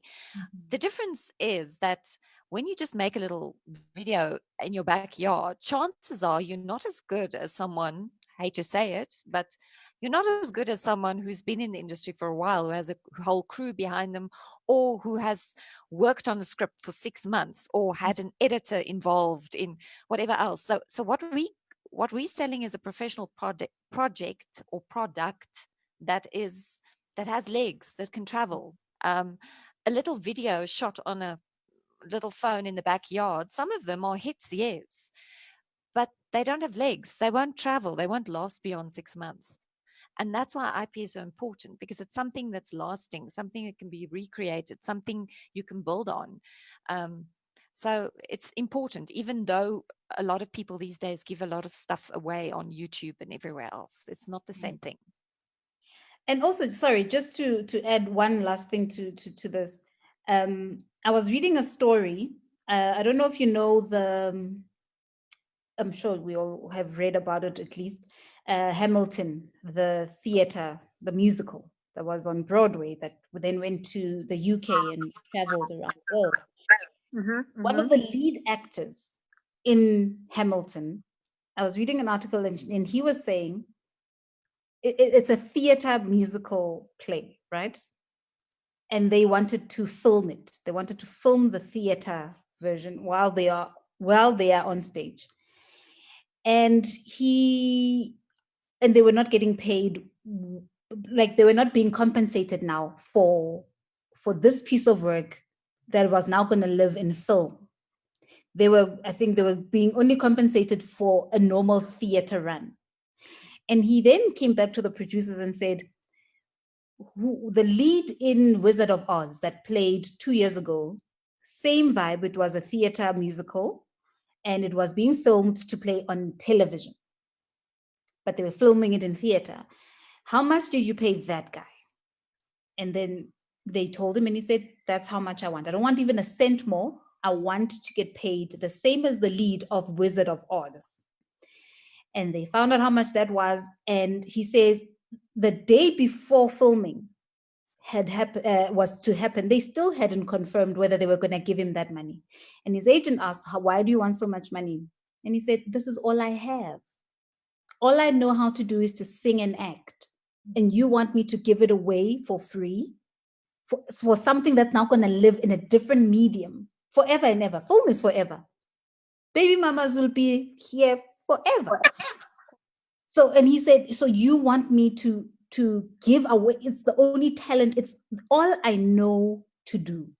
And you want me to give it away for a very small portion instead of getting paid what I feel is due to me. And never mind what I feel is due to me, what you were able to pay somebody else a few years ago, but you're not willing to pay it to me because I'm a Black guy, right?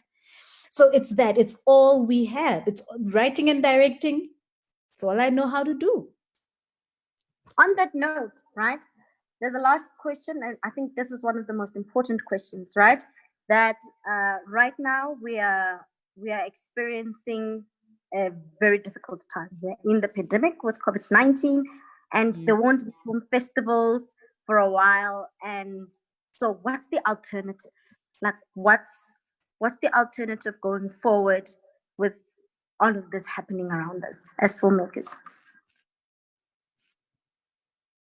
The alternative to what? To making films or set and having production value that we had before because of limitations that we have. I think that's where the person is going, right? Because now you must have a certain number of people on set, and so how creative wise, our creative side, how do we move forward with all of this happening and still making films? Steph, I think you can also advise on this. Yeah, it's a tricky question, but we're in the business of being creative. We are creative people. We will find a way. We will start shooting films that need a smaller crew, a smaller amount of actors if we have to. We'll start telling stories on one set if we have to. We'll find ways around it. I think we'll have to. The film industry as such, the big screens, I think will suffer. But you know what? I hate to say it, but that's been a long time coming. The online platforms have been slowly edging forward and pushing the dinosaurs, like the films that we all love, to the back. And I don't think they'll ever disappear, but it's becoming a niche market. I might be wrong. I don't know if anybody disagrees with me. But we just have to adapt, and we will. It's our nature. I think on that note, with our film Letters of Hope, it was supposed to be in cinemas on the 20th of May, right? And then COVID happened in March. And it was a bummer because it's a first feature. You're like, oh my God. I want to be on IMDb. We would have been critically acclaimed. We would have, right? And that is a serious setback, and that's money lost as well, right? Because that's a market. It's money on left on the table. Yes, so it's gone. So now you have to find alternative ways of getting something out of this film. So I think going forward, with our industry and making films within this pandemic is that we can't give up now, right? And we still need to tell the stories that we need to tell. Now there's Netflix, they are accessible. I think, Disney's coming to Africa. It's this access now. Now there's a lot of people, looking for content, and we can do a direct interaction without the middleman. So I think as much as COVID has affected us, it has actually opened another door of opportunities. So now we know everybody's looking for content, and it's now out in the open. They put it, acquisitions, they just put it out to say, we're looking for content in Africa. And now it's your chance to come forward, right? And before, it wouldn't have been like that. We know it would have taken a little bit longer to get there. So I think moving forward in our space is just to see, now there's Netflix, now there's Disney, now there's this, now there's Showmax, now there's, and we can actually now go directly to these people. I think that's what COVID has done for us. Any last piece of advice that you'd like to give to our young females moving into our industry? Doretta? Oh my goodness. In the So animation much. space, Animation is a fascinating growing industry, and it's very, very small still.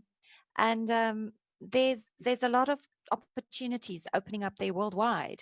And I don't mean you have to compete with Disney and America. And like Steph said earlier, we tend to think the only people we need to compete with are the huge, big Americans. We don't. There are a lot of industries around the world that we can compete with, and in animation the same.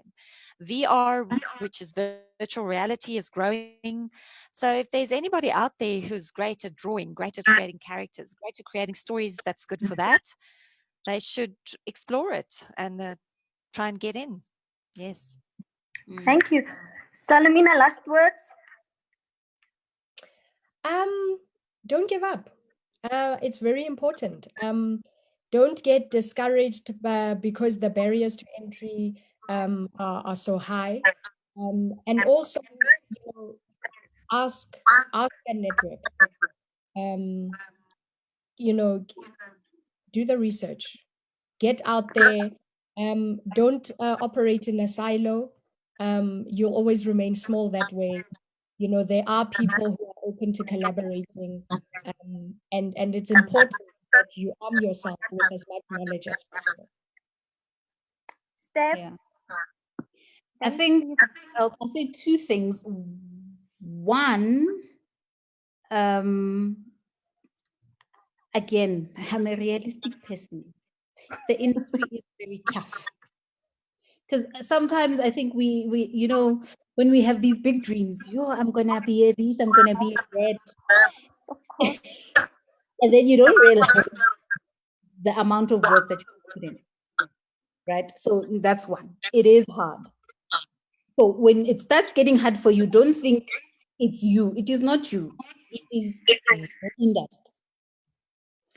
And the second thing I'd like to say is if you want to follow this as a path, as a career path, and you've already made the decision and you've put in the work, don't let anyone make you feel like you don't belong here. You belong here. Your talent is unique.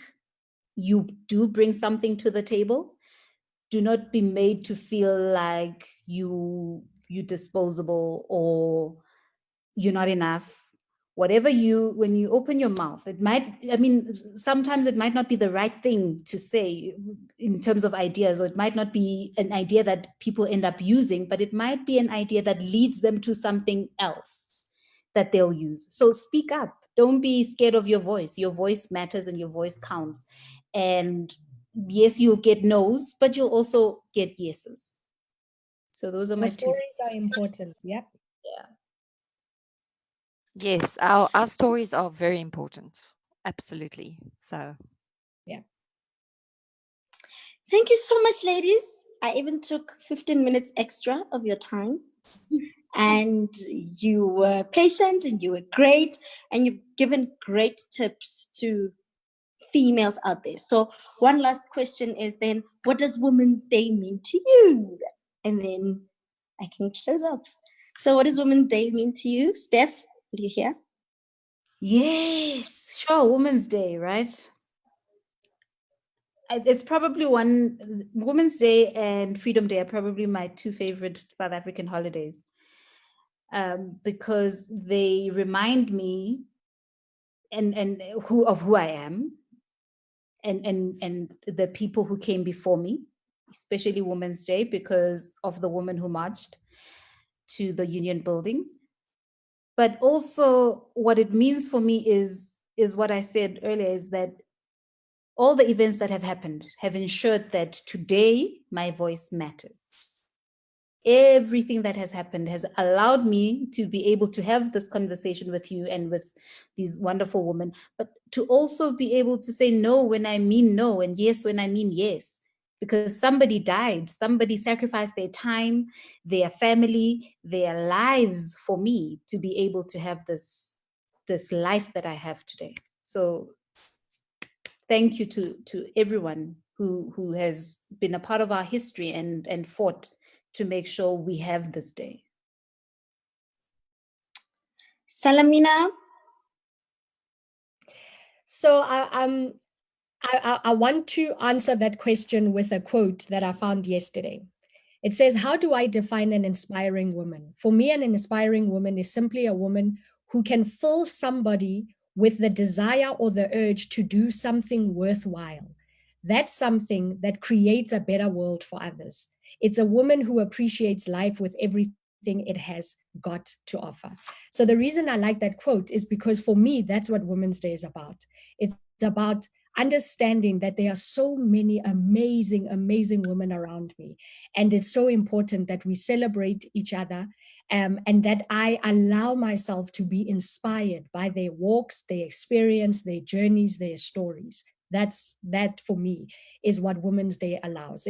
It's like a day where, for me, it's like I shouldn't only do it on Women's Day, but it's that instant reminder that today I will go out of my way to look for those examples of women who touch me on the daily, and I want to celebrate them today. Thank you. Doretta? To me, it's a reminder that women are game changers. Yeah. We change the world. We change the rules. If we apply ourselves. So I think it's important that each of us do that. And Women's Day reminds me, it makes me look at myself and go, are you doing that? Are you changing the game? And that's it. Thank you so much. And to close off, I'd like to say again, guys, happy Women's Day.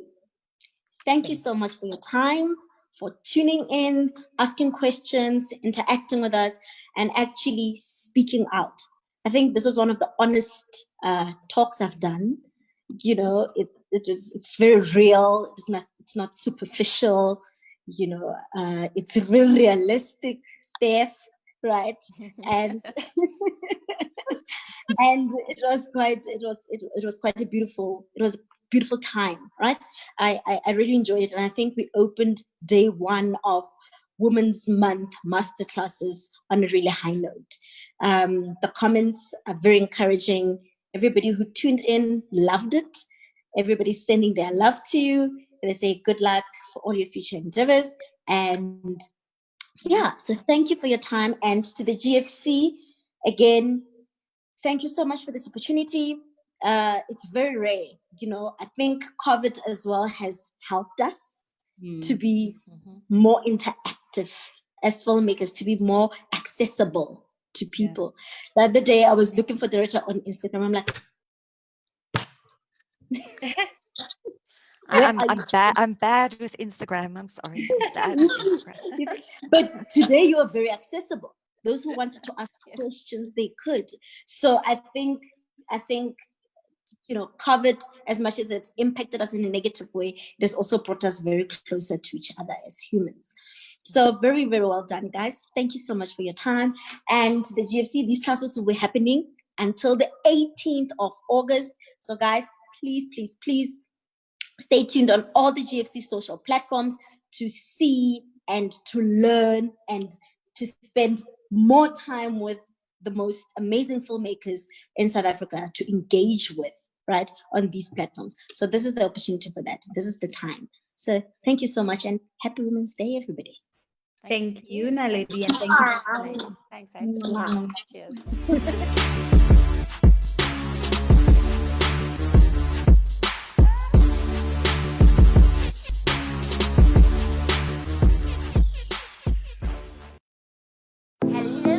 They say life is short. You must live every day as if it's going to be your last. Pop me up!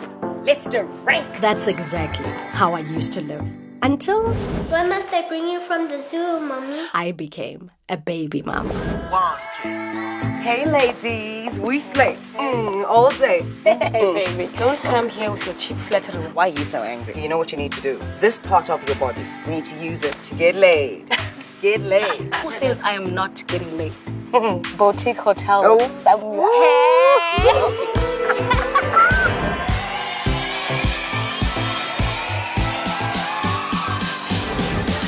What's this, Chantal? A pregnancy test screening and it's positive. I'm still young and there's things I want to do. There's these new sneakers coming out. I just expected more from someone who was raised by a single mother. I still love you. And I know that you like me. But I want you to love me again. Girl, I was with Caesar. Same Caesar who kicked you out of the house in the middle of the night. He's better.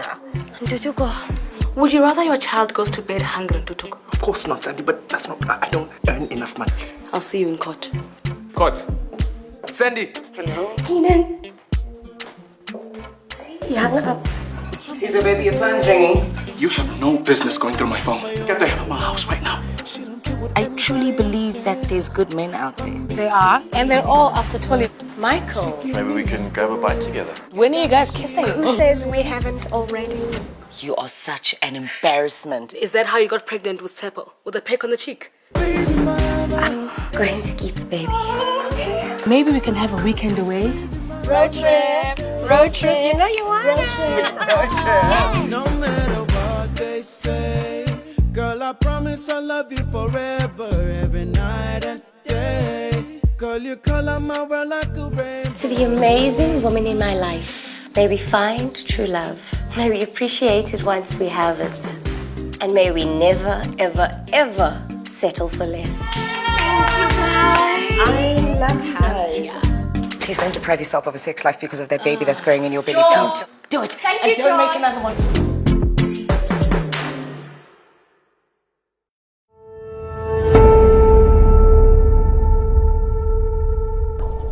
Lemini ngikhumbuza unyaka tata maduka ngayajaba naye.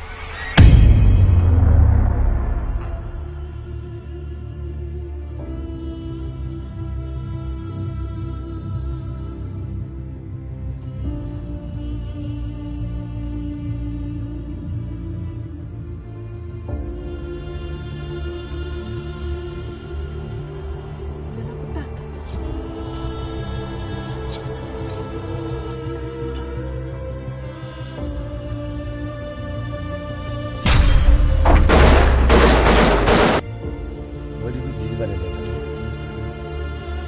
The warning letter, man.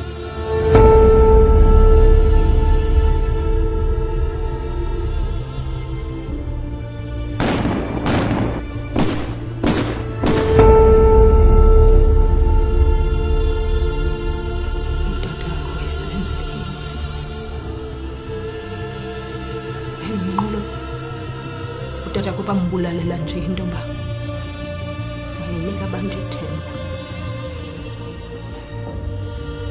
Loo nto nje iyodwa ibonisa uba zibaluleke kanjani ezo leta. Utata wakho ubhubhele qhawe. Ubhubhele intela kufa.